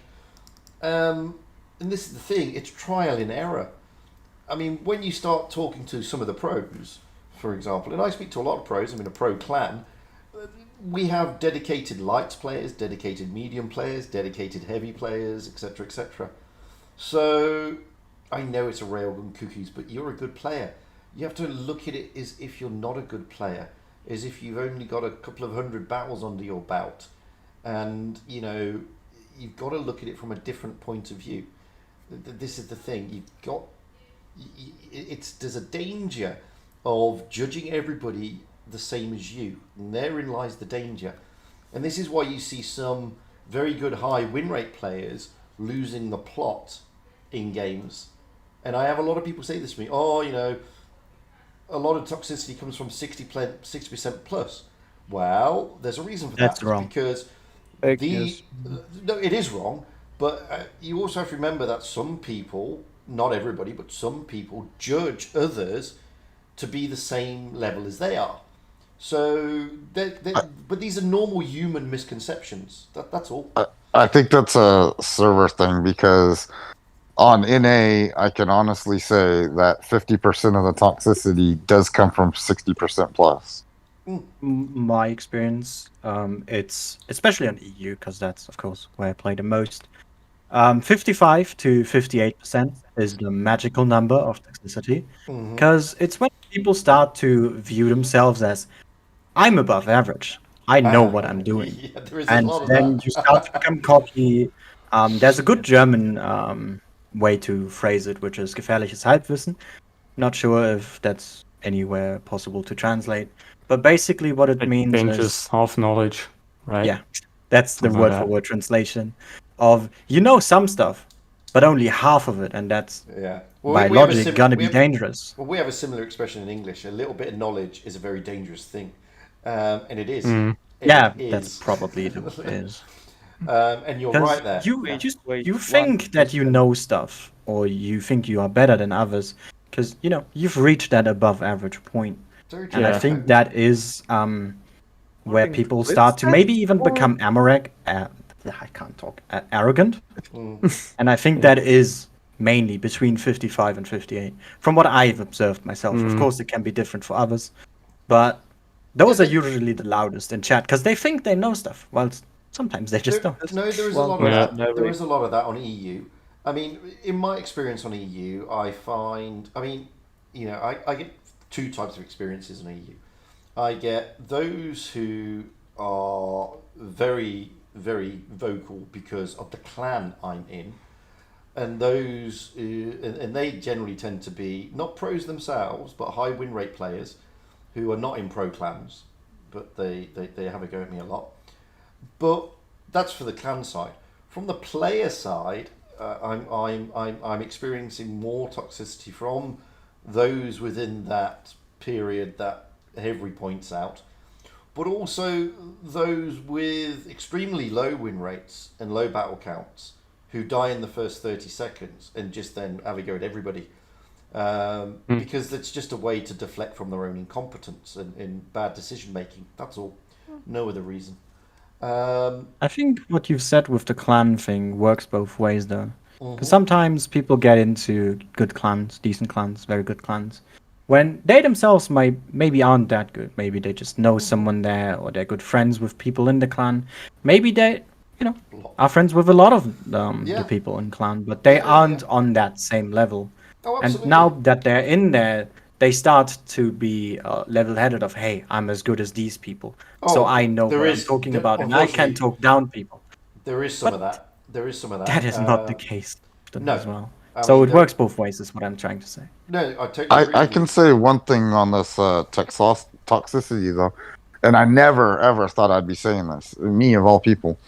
But you know, I've played the game for quite a few years now, or whatever, and honestly, I took the option a few weeks ago. Well, it's almost over a month now, but I took the option to turn the chat off, and I play the game with no chat now, and honestly, I don't miss anything. I don't because the way I equate it to is I feel like I've had so many battles now that almost 98% of the time, regardless of the situation, I know how the battle's pretty much going to unfold or the results or whatever. And so I don't need any form of useful information. I don't need I don't need to wait for that 1 in 5,000 game where I get the guy to say, oh, he's AFK or whatever. I know to go look for him or whatever. But the thing is I found that just simply shutting the chat off, I can focus more on the gameplay. I'm more focused on the tanks who are not performing correctly. I'm focused more, and you know what's cool is I can still give the thumbs ups, the thumbs down. I can still send the friend request. I can still chat with people outside of the match. Chat. And in my opinion, that's where the chat should be. You should tell somebody they did a good job after the match is over. Or you should tell somebody like, hey, why don't you check out this YouTube video and you'll get a better idea how to play the tank after the match is over, not while the match is on. And so, I found I can still use the map options. I can still use the ABC commands, but I simply turn the chat off. And I'll tell you what, man, I'm not worried whatsoever about toxicity right now currently. The good thing is as well to just grab on that, turning off chat, because I've done that as well for a period, like 2 months. And you that is ignored me a couple of times every. Yeah. I'm quite sad. That's either I have the chat off or I just am not paying attention. Yeah, But you don't get it either. it's also if you have the chat off, not only do you not notice how very let's be nice, dumb some people are in the way they maybe phrase things or whatever they do in the lovely thing that is the chat, but it also helps you calm yourself down because you're not going to be that guy, and you limit yourself to not become that person as well because that chat is off. You cannot make a wrong going, maybe go a step too far. People have done that even if that wasn't their intention. That's true. That's true. So turning that off helps. I, for one, turned it back on again, precisely because maybe someone wants to say hi, or maybe I did miss some information, because often I don't pay attention to the games anymore when I stream, because, I want to talk to the people watching.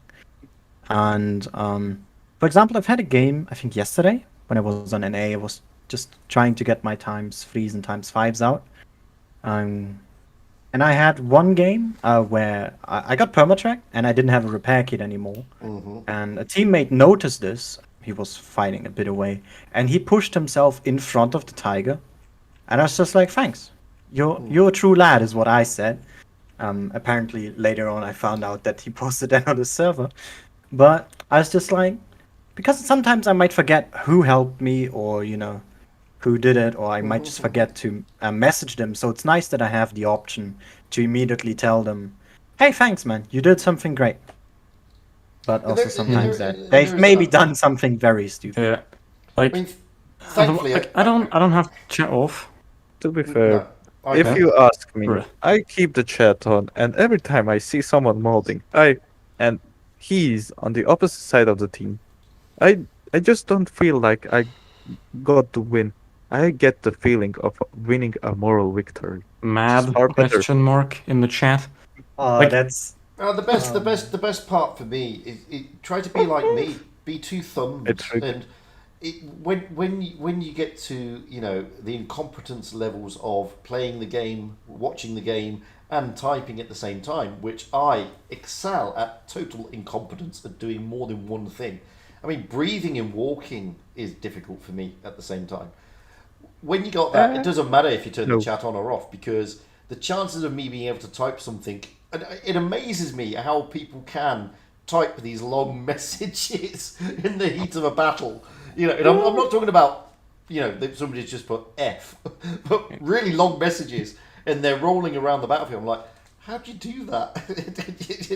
You know, Probably they have the voice recording thingy. I mean, me typing just hi, generally ends up with me bashing into a rock or a wall. It's just outrageous. One I thing like I both want of to it add feels. to, I think it was, you say that. It's that sometimes it's just really delightful making fun of people raging in the way of. There is that. For example, I think yesterday or 2 days ago, I met someone who, I'm not gonna name them, but they were not the happiest about the way I played or something I'd done. And what I've started doing is when people rage at me, insult me, or whatever, is saying, "Oh, how kind you are. I wish I was as kind as you," and that gets people really riling. Oh, good. Yeah. Because you yourself, you don't victory. insult anyone. You Exactly. get, first of all, a moral victory. They keep on going, meaning the chances of someone else also reporting them gets higher. And I get a free ticket to Wargaming. Absolutely. And it's just very fun every time I do it.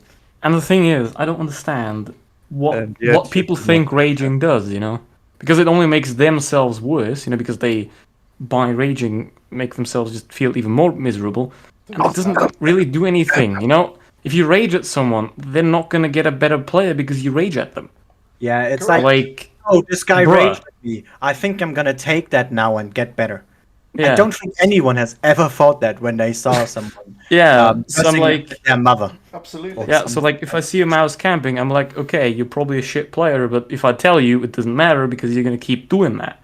So I'd rather, Absolutely. like Yeah. after the game, go in and be like, ask them, why are you doing that? Have you thought about what are you doing? Because that can then help people not get raged at in the future, and not rage themselves. Because obviously some people rage like they're 45%, they don't understand anything, and then they just blame the team or other people because they just don't understand what's going on. And then they get Totally. mad. Totally. Maybe some are also, I don't want to say it's a wrong thing, and I'm not gonna hate on anyone who is that way. But some people are too sensitive when it comes to Yeah, that's online true. messages. Because if you are this offended at someone in a video game that's supposed to be your Yeah, like- entertainment in the free time tell you that you're bad, then you got your priorities wrong. You know? Absolutely. Well, I'm here to, have some fun, maybe have a laugh if someone is being an idiot, but I'm not gonna get offended when someone is like, "You're playing bad." Like, I'm not gonna change my life because of one Yeah. message, and people No, look exactly. too far into it. No, But I know there's some there is a who lot of can't that. otherwise because of personal reasons, of course, and I don't want to ignore that.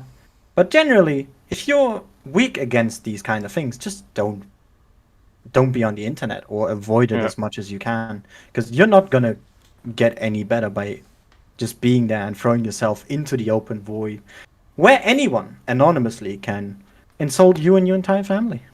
I'm very glad you made that statement, Peter. Very glad. Exactly. Moral victory Like- is always better. Why do you tell them? Keep Exactly. let them do that so I can Like- enjoy more salt.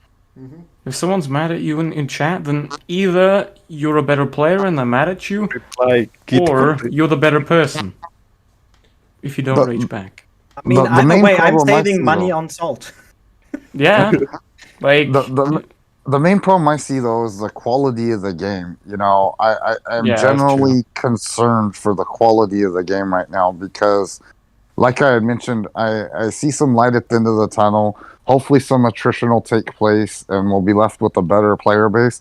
But unfortunately, right now, I don't think just simply giving knowledge to players is going to help the quality of the game. So I don't know what the alternative is. You know, I hope Wargaming does do something and they offer some kind of ulterior game modes, you know, versus just the tournaments that they're doing. Basically what I'm saying is I hope they really, really revisit and revise some form of like ratings or whatever. But there has to be, in my opinion, for player retention, long term or players with skill, there has to be some form of competitive play And right now, I yeah, just that's don't feel that that's being Like, offered. And what so that type of player is just eventually has no option but to disappear. In my opinion. yeah, but like what I'm thinking is that wargaming isn't really focused on making like the players good. They just get them in, get them to tier 10, give us money, and fuck off. Well, That's yeah, how- that's exactly what kind I'm of saying. what I'm That's a seeing, company's They're not. business. You're not going to have any skill-based player retention, and Yeah. if that's the case, Yeah, Thing that's is, the though, thing. I don't want to say that Blitz is in a great state because we're far from that. Yeah, But wait. what I think is that Blitz itself and also Wargaming should be given more credit to because there's a lot worse games out there, a lot worse Yeah, communities, that's true. and a lot worse game developers. Because Yep. we get responses, Yay. we get some way to interact with Wargaming. They even made a Discord. A lot of games don't have that. That will Yeah. still resort to forums. And we even get asked for specific player feedback to some things. And also, they share statistics with us that only they normally would have access to. Fugit mentioning the dev answers earlier. Or even the dev questions that they did, where we got to ask questions to them. But Which yeah, we all know some how companies that don't have. And I know Wargaming Yeah. can do better, sure, I'm not declining that. Mhm. But the way they're doing it is a lot better than what we could have. That's true. For But, like, example, I think it was League of Legends having to completely remove chat because it is yeah, that was hell. and some other games just being hell for new players. Oh, Whereas yeah. Blitz Yeah. is, it's tolerable, but it's not great. Yeah, so like what I wanted to bring up is like actually yesterday I made a poll on my channel, like asking how would you rate the gameplay experience of Blitz, and like 57% said it's bad because of bad teams. So like at that point, sure, the game itself is fine, but either all those people are the problem and they don't want to see it, which you can't help, or like at least there should be some kind of forum in the game itself to learn more about tanks and how they play. Like for example, if you buy a new tank, you get a video pop-up that plays for 1 minute that you can't close of how to play that tank. Just to sort of bring people a bit in the direction of, hey, you're not supposed to be a great player, we don't want you to be insane, but at least then you're not gonna run around and ruin other people's day. Because you're I wanna just not doing touch it. on your poll thing really quickly Yeah. because I remembered I saw one and it wasn't actually yours. It was Bad Chats, who's also made one, and he got actually a crap ton of responses. He got 6,000 Yeah. votes asking how they would describe Blitz currently, of which 66% said it's good, but it needs work. And I think a lot of people can agree. They just want to be toxic for the sake of being toxic, or just want to maybe shit on wargaming just for the sake of it, or because others are doing it. There's a lot When of that. there's like 10% said it's neither bad nor good, 15 said bad and getting worse, and then 3% saying great, no changes, and 6 saying it's unplayable. So you have a very big amount of people that think it's great, but obviously it's gonna need some love, like all games do. There's, Yeah, but I mean, we can find that in all multiplayers. Yeah, Blitz but is not the only one. One of the things you've got to remember is you're not going to please everybody. That's the thing. Yeah. That's another And- thing. Yeah. And I would suggest, I would strongly suggest. I wouldn't say trust me. I'm a CC. You can't. But I would suggest. Either of us, Fugit. Well, I mean, I got the crate. and Forgetting I- about me, Fugit. you know. I'm sorry. Yeah, you can't trust every either. He's also a CC. We're both CCs. You cannot incredible. trust us. Wow, I'm Well, not. you can believe us. So it's two different things. I'm not. You Um, can trust me. There you go. Look. So the thing. Only Oh, you're a people- content No, no, no, creator. Well, I mean- so No, you're a content. by are me extension, and you're also every- a CC. I mean, I got the crate, so I don't know what to think of No, that. no, you got Like- the crate, so you can't Legible. be trusted. You can't be trusted. Incredible. Like, no, but like, I regularly tell Wargaming to go, you know themselves, but I got the crate anyway, so I don't know. In But, this chat, you you, know- can only believe in me and deal for real. But you can't- Incredible, because we're not YouTubers. But at the end of the day, you're not going to please everybody. And Yeah. if it was that bad, seriously that bad, then We wouldn't there be playing it. Exactly, people wouldn't be playing it, Mhm. and people are playing it, so it's really not that bad. And another thing, Yeah, if so it like- was this bad, we wouldn't have this many YouTubers. And there's No. many upcoming ones as well. And or then, streamers per and se. then the other thing you got to remember, and Every makes a very, very, very valid point, which I've argued until I'm blue in the face. Nothing in this world is perfect. Literally, nothing is perfect. Yeah, and true. this game is by nowhere near perfect. It has issues, but every game has issues, and those issues could be, and this is what we always tend to forget as the player base ourselves. Wargaming is primarily a business, and as a business, their focus is not on our enjoyment per se, but how much money they make. Our enjoyment is dependent on making money. They know that. So they try to look to ways to keep us entertained and keep us enjoyed, to keep us spending the money. But their motivation is to balance the books. And that's no different to any game developer in the world. And, no game... And I know the Deal for Real has his views on this as well. And I don't want to get into that, but no game can be truly free to play because you've got to pay staff, you've got to pay developers, etc. I mean, here's the thing though. There are single player games, but we all know. What I want to bring up here is like CS:GO, because I mean, even though they changed it now, for a while, it was like free. You could just get it for free, play it for free. You could access everything for free, but basically, you could like just buy crates, buy skins, but they didn't change anything about the game. Whereas in Blitz, you have OP, like you have premium tanks that do change something about the game. That's but a skin does nothing. But if I take you back, and this is the point, if I take you all the way back to 2014 when Blitz first came out, it was not the game you've got now. And, the biggest bonus, the biggest thing that you needed back in those days to spend money on was premium account. That was it. Nothing else. Because it didn't give you anything else. We didn't get premium tanks every 2 seconds.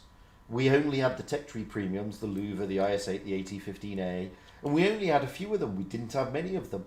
There wasn't really much to spend your money on, to be fair. So back in those days, it was really, truly more free to play than what it is now. Now, business takes over. Now we are flooded with premium tanks. Now we are flooded with offers and this and that. But that's the business side. And as you said with CS:GO, over time, games do evolve, and they do evolve massively. And if you want to progress, and this is one of the things that always annoys me with Blitz comments, is that people say it's pay to win. It's pay to win. One moment. Blitz is not one pay moment. to win. One moment. It's pay to play. One moment. It's more like pay to progress. Hang on. There you go. Yep. That's the term. It's not pay to win. It's pay to progress. Two different things. Because the more you pay in this game, the quicker you progress. Doesn't necessarily mean to say you're going to win. It just means because when you do pay to win, then you discount skill. And in Blitz, with the greatest respect, you need skill. And, those who have got the very good win rates correctly gotten, not because they've spammed the Kenny Otsu 10,000 times, they've got skill. And that is completely different to pay to win. Whereas this is definitely pay to progress. You can sail through this game in less than a day if you've got the money. You can get all the tanks in the garage if you're a billionaire. You can literally get all the tanks in a day. You just popped something in my head with that Fugit. I wouldn't even. And it may be the simplest thing they can do. Would you agree that if they simply took collectors and premiums out of ratings, basically ratings would be tech tree only, right? Mm-hmm. Do you think that would fix that form of the game? Not really. It's like that in World Tanks PC. Not really. I don't think it would. They took out the clan wars. Because one of the problems you've got with ratings, is that you're going to get players who've just grinded their new tech tree tank playing it. Because it doesn't make an ounce of difference to their stats. Yeah, but then they're going to have a poor rating, so that's fair. Yeah, but there's not enough people playing ratings for that to counterbalance and make the ratings work effectively. I just want to get back to the pay to win stuff really quickly, because I think you focus too much on the progress part of things. Because even if you pay, you can have shit progress if you pay wrongly. For example, converting gold to credits. But what I think it more is it's pay to play. You pay to play more, or to have, I don't know. Yeah, just I'm to free play to more. play, and yet I'm still around. Okay. Yeah, for I'm thankful example, that people like you exist, so they can pay for me being that guy who doesn't pay kick. you know, because for example, when the Battle Pass first was announced, there was a massive uproar about it being pay to win, and I made a full video on it as well. Because I don't think it is. You just No, pay it's not. so you get a little bit more in-game resources. Yes, you Correct. got a tier 6 tank, but it's, first of all, it's tier 6. It shouldn't matter. And second of all, they are not too different from their tech tree counterparts. Oftentimes worse than what you could normally play if you just grind a bit. So I don't see a reason to call this game pay to win or even pay to progress, because you just pay to play more. But when Or I to say just so, look better. In my opinion, the battle pass was a really good thing that happened to the game. I think it helped wargaming on the business side as well. The only problems I see with the battle pass was, number one, obviously the Annihilator. We'll leave that there. Number two wasn't the battle pass. is the Annihilator came in the second battle pass, I believe. No. That was You mistaken. The first tank that came inside a battle pass system was Okay. Well, Wargaming if I'm doesn't call mistaken, that a I battle pass apologize. either. But then the main problem though would be it's too good of a value. You get too much stuff for the price, in my opinion. You get a lot of stuff for the but price. that's the only problem. Yeah. The only thing I think that shouldn't be in there is the free to not the free to what do you call it? The research the certificates? ×5 certificates, yeah. No, I think the research certificates are a bigger problem. Because for example, the discounts. Because I've gotten all the tanks now for a while. And when they put in the check tanks, I had so many of these discounts that I got the tier 7, 8, 9, and 10 for 70% off, 75% off experience. Meaning they cost me like 10,000 credit experience, and that's like, where's the point in grinding? For Christmas. Now the reason. Yeah, but I've got 2 million of that as well now. What am I supposed to do with that? Hey, Especially that's if good. there's no use That other means than you one can save up. You can save up. How much is it? 100, 200 euros a year when Christmas event hits. Hey, that's good for you. Why you complain? Okay. No, Yeah, but like, it's you the thing gotta- of these discounts, because I'm fine with the credit discounts, to be honest, because for new players, it's really hard to get credits. But, and those shouldn't be a problem. But the experience is where I draw the line, because you just progress too fast. We got ×3, which is fine. We got ×5, which arguably is still fine. If you did it like PC back in the day, where you had like once every 2 weekends, you got ×5. That's how it was, or maybe once a month. When was it? But now you can get them basically every month pretty easily with these battle passes. Come to that, the discounts. Come to that, There other it is. stuff. A lot of free XP. We have the vaults that give you free XP as well now. You just breeze through a line. For example, for once, because I had a discount, I got a 1 hour discount on a tier 6. And my goal then was on stream, can I get from tier 1 to 6 in that 1 hour? And I actually did manage to get it. And just that alone, to me, feels disgusting, because it shouldn't be this fast. Because you don't learn anything from it. Yes, I had to play really well to get that high that fast. Did you use boosters? But that means you can get, yes, also boosters. But that means you can, in 2 or 3 hours, if you're reasonably okay, get to tier 6 and 7. Which, in my eyes, it should probably take more like 8 to 10 hours. Yeah. So you actually learn something. Well, the reason just to put it in the picture, I've just jumped into my Asian account, and there's a reason for that, and it's going back to the pay to progress. Now, necessarily, Every, I wouldn't disagree with you on what you said, but Wargaming introduced something which throws all that out the window: instant upgrades for gold. But that existed before. That's the catch.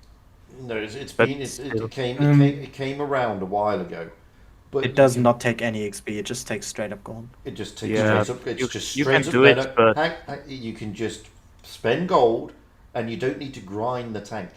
And what you can do if you have enough gold, okay, if you have enough cash, basically, you can grind an entire line in like 5 minutes.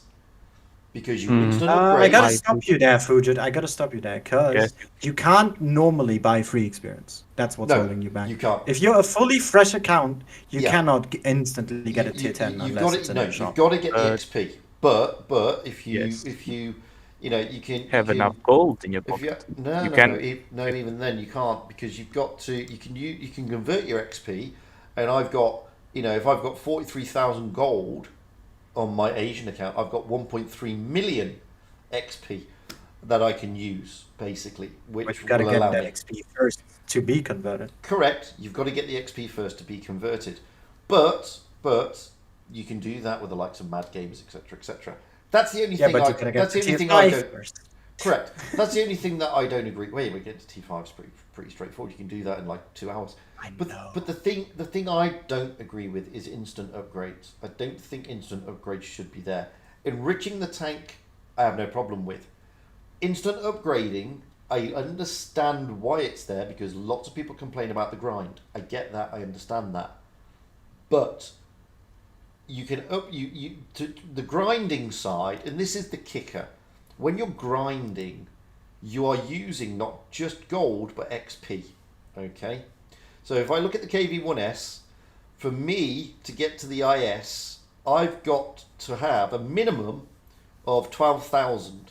11,000. Yeah, 12,000 XP. Doesn't matter how much it costs. I've got to have a minimum of 12,000 XP to get the turret and the gun to get the IS. Now I've got 277 free XP in my pocket. I've got 30,000 I've got to get the tank. So that's now meaning I've got 52,000. If I can instant upgrade, I'm not using my XP anymore because I've instantly upgraded. That's the difference. That's the problem. Yep. And another problem I think is like the crews, you know, because it definitely should be a thing that you can like buy 100% crew for credits, or just give every tank 100% crew, because like basically what's happening is if you have a new player or a free-to-play player, you just put them at an automatic disadvantage because of the crew. You know, the tank is gonna be worse without you paying. You can get to 75%. Yeah, but it's still worse. Even than then, I don't 100. know. Why is it even a system? I'm fine with crew skills. They I'm want fine money. with that. So exactly, They fucking I'm want fine money. with That's this. a- But Of course why they do you need to play a tank in a worse state than what you could start with? Yes, Money. ignoring stock, just the crew. I don't think it's Yeah. a money perspective, because it was in PC as well. It might not be. It might be just carried over. Yes, it can be, but we don't know that. Yeah, but like it's obviously like I don't know if anyone remembers. A few years ago when they introduced this system of equipment, they put the timers on those. Again, you could skip the timers for gold. It isn't necessarily about like just selling the best that's what a bundle. lot It's of it's games about do. squeezing the most money out of every part of the game that you can. That's where crew is a part of. You know, to be honest, make more camos and more attachments and just make them cheaper. I think Yeah, camo- like- can that's be- what But why is lot that a of thing in the the- first place? I You know, think- like to me, camos and attachments are worthless because you're just throwing away money for nothing. that's Yeah, fair. but to some people it is. It's customization. Yeah, It's huge in that's some true. games. But that- that are Obviously, free to play. it makes wargaming money, but what I think is that they should just actually try to make more useful things for the game rather than pumping out 20 new camos every week. Yeah, That's but I okay. mean, it's better than this tell you making what, the money I than tell you other what, stuff. I tell you what, you're missing. You know, wargaming. Everybody's on a point there. In wargaming, to an extent, miss a trick, and I understand where you're coming from as well, because I'm also not overly fussed about camos, but I am. look at Fortnite, one of the most successful Yeah, games, and it's all Yep. about skins, nothing else, just skins. That's so disgusting. doesn't That's change true. the perimeter of the character. It just makes him look different. And my kid goes absolutely bonkers for these skins. Mental. And It's Every's individuality right. It's and self-expression. absolutely. Yeah, that's And- true. and- That's true. And I think Every's on got a really good point there. Wargaming, if they concentrated more on that little bit of individuality, camos, attachments, etc., people, especially the younger generation, and I'm talking about, the younger generation because they like this stuff, they will spend through the yin yang just like they do in Fortnite. It ought to be a massive thing for them. Massive thing. For And them. if they Just really Fortnite, wanted to you- capitalize, there could be 3 victory dances that your tank could do that you could pay gold for as well. I mean, yeah, but like, Fortnite. You have League of Legends, I would- Overwatch, or CS, which we mentioned earlier. Yeah. They make a lot of money from just Yeah. skins alone. that's Yeah, true. exactly. So Exactly. the thing is, with these things, like, but then if you're making these camos, and you are obviously making a lot of money for them, why then are you still trying to make money from crews? Why are you still trying to make money from, I don't know, other things? Like, that's the thing that annoys me personally. Like, you're making these camos and you make a lot of money with it, but you still, Why would they limit their income? like, To be fair, I like the crew system because it reminds me when I finally get that tier 10, I need to play some battles to experience it, and it's good. I don't have any problems with crew skills. It's okay. yeah, but like, But that's yes, the I problem with that understand the is- point that it puts you in a disadvantage, but still, I think that's kind of better because if your tank is kind of slower, you do not go in and die instantly. But You know, okay. Yeah, but the thinking problem with about that it, is, the crew part is probably the most pay to win in this game that you can. yeah, like the But problem is it- basically you have a just- new tank, so you already have the disadvantage of not exactly knowing how that tank's going to be. And then on top of that, you also have the disadvantage of your tank being worse than the same tank of other people, unless you pay. You might then also get a wrong sense of the tank. By Yep. just, this is bad, but it might just be the crew. Like a Some Leo, like tanks if a Leo's slower, Have it's horrendous worse. gun handling with stock Yeah, crews That's that true. get a lot better. So, yeah. Or even something that people forget: tracks actually boost aim time on some of the tanks. Yeah, That's Really? another point. Yes, it does. If you look at that's it, bad. My life was a it's lie. sometimes just 0.2 or 0.1, but Yeah. it does make a difference in the long run if you play for a lot of the time in a tank. And then when you take a 75% crew, that number is bigger than just a 0.1 or 0.2 difference, because then it goes up to maybe even up to Yeah. 0.5 if you go for 50% crews. And that's just why. Yeah, like Why why limit is that a yourself? thing? Like, tell the camels as much as you want. I'm obviously not going to buy them. But like, I then, don't know, man. I make would it love so to see my AMX 50B do the that- boneless, man. other thing is like, yeah. I Well, need more on my Hellcat. I don't have enough yet. 120 or however much I have is not enough. mhm, You have an obsession. I need to see. Yeah, that's a bit much, rate eh? For camos bit much. on that Hellcat. That's But like, so unfair. yeah, Well, wait, this might be a good little tidbit. It's like here. Okay, women in shoes, okay? Leave me alone. Peter, you love every the is a woman. Hellcat, We heard right? here first. Peter, you love the Hellcat, right? Yes. Okay, so now the Super Hellcat is coming out. It's supposed to be a tier 7 version of the Hellcat, basically. Now, are you like all in for that? Like, are you gonna pay whatever crates to get that, or like, what are your feelings on that type of tank since you love it? And if it comes out as a premium in crates, what are you gonna do? You know? I have a very open and very strong opinion about this. And that is, I don't need more Hellcats. I want my legendary camo, and that's it. I also don't need this shitty Battle Pass Hellcat that's not a Hellcat, because it's a medium tank. I just want a camo, man. And on that point, I think we'll wrap this up. We've been going for 3 hours. So, Well, and on the It says 90, how 56 minutes still on my YouTube. how dare you say that the latest tank is a Hellcat? But there we go. So you are That gonna make is- a video getting a Super Hellcat and equipping it with every single camo in the game. Okay. I've spent too much money on the normal Hellcat. I also have that enriched as well. Anyway. Okay. Right, You made we've had me a very great chat. We've sad. talked about a lot of subjects, and I think That's we've actually touched on some really positive stuff, to be perfectly honest mhm. with you. But don't trust me, I'm a CC. And don't trust Every, he's also a CC. And don't trust Don't worry. And don't trust Fugit? Mater because he's a One good content thing creator. though, they don't need to not trust us as low as other CCs. 'Cause we don't have an NDA yet. You know. Yeah. I mean- we're only 90% trustworthy, untrustworthy, not 100%. You're Because we very don't have incredible. NDAs. If we had NDAs, we'd be 100% untrustworthy, but we don't have NDAs, so we're only 90%. Every 10 words they say, every 10 words they say, it's true. Rest untrustworthy. We'll see. God. Anyway, we'll leave it there. Everybody in the chat, thank you for jumping Oh. in. Everybody on Discord as well, thank you for adding to a great discussion as always. And Thank with you that, for telling them to guys, focus me. Absolutely, in your IS6 Fearless, it's deserved.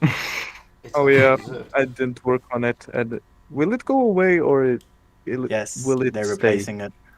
Oh, Wait, when no. is that? What can I do then with my 20 parts that I forgot it I even don't know. existed? Is it gonna go away this season or? We still have parts from 2 years ago that I don't know what to do. Absolutely. Oh no. I still have the Absolutely. old KPF parts as well. Yeah, So do I. I've still got those. I I've still got those. Yeah. I've still got 700 or something. I still got the E75 TS part. Yeah. Why can't I've we still got those as convert well. those to credits or something? Like that'd be cool. Well, this, you know, before I go, I want to touch on that now. You mentioned it. So when they came up with this Galaxy thing, yeah, remember the Galaxy stuff for that recent Battle Pass, and they said, "Oh, we're going to do this Galaxy event, and it will give you the opportunity to free up your store, yeah, your basically garage. And I was like, great, I can get rid of the candles that I've got for the 4-year birthday event that was 4 years ago and stuff like this. No. I mean, you convert them to No. 3XP. Best case. Yeah, I've still got useless stuff too, but I'm pissed off that they did the rope-a-dope on the camo deal. I don't know if this was just on the NA server or other servers, but they changed the camo in that event after the first day, and I got like super mad because I wanted that camo for my AMX. That was an accident. It wasn't supposed to be that camo. That's all. Just like they were. Oh, just, No, was they're supposed to be always. the I'm always Jupiter. getting screwed. I'm always getting screwed by wargaming like that. For instance, the most recent one, I got that Motley Crew or whatever the event was, that green kind of camo that came out. Yeah. And I'm like, okay, cool. This might look good on the Yo. So the Yo comes out. I could put that on almost every other tier 10 except for the Yo. No. To be fair, I think you know they do make these. One thing before we close this: get rid of tier locked camos, for Christ's God, sake. Yeah, those. Yeah. And I still didn't get a green mamba after over 700 days. Green Mamba, never. I got Not it. once have I gotten one. That's true, Jim. Actually, You need to can't spend buy more the credits. IS5 because it's a problem at the moment. Yes, they are looking into it. But yeah, going back to what just last thought before, because Deal for Real made an issue about the camo there. Mate, they're always going to be screwing somebody over, just like they've just screwed over the entire NA server for anybody based in the United States by fixing a tournament for tomorrow. I mean, they've given their senses on that, Fugit. Yeah, I know, but for tomorrow. It's not like one of the biggest holidays in America. It's our Independence Day, the 4th of July, correct? Other countries also have Independence Days, and they don't get freeze. So you know. No, We that's don't true, get but procreation. But I Independence Day. do like how some of the Europeans coined it though. They call it our Treason Day. So maybe it's a 50-50 thing. no, Oh, it's that's not- just it's- how do you say? well, You're special. Some feel that way. I, being English, think it was our get out of jail day. But there we go. It's not treason. It's merely independence. And guys, if I don't see any of you or talk to you tomorrow, those of you who are from the United States of America, enjoy your Independence Day. Have a good one. Enjoy the fireworks and all that sort of stuff, and I'm sure you will. And don't forget, there's lots of American type tanks in the store right now for you to enjoy. Anyway, In But the crates, camo looks good nonetheless. too. the camos are. I mean, the pretty cool. crates are cheap. Yeah, the crates are. The crates are. But yeah. So to all the American people out there who are subscribed to me, enjoy tomorrow. I'm sure you will. And with that, I'm going to knock it on the head and go and have something to eat and drink and everything. So again, guys, thanks for jumping in. Thanks for the meaningful discussion. And we'll be here to do it all again next week. I just wonder, will we have any drama between now and then? It's Blitz. Yes. Chances And who will are, close it? yeah. Probably. Absolutely. Right, and with that, guys, enjoy the rest of whatever time you happen to be in.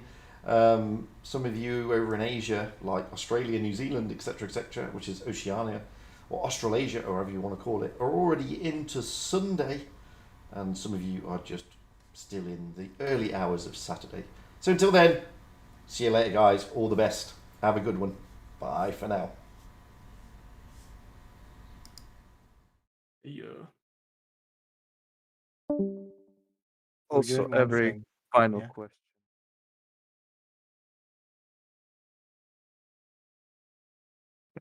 You haven't changed it Okay. a bit.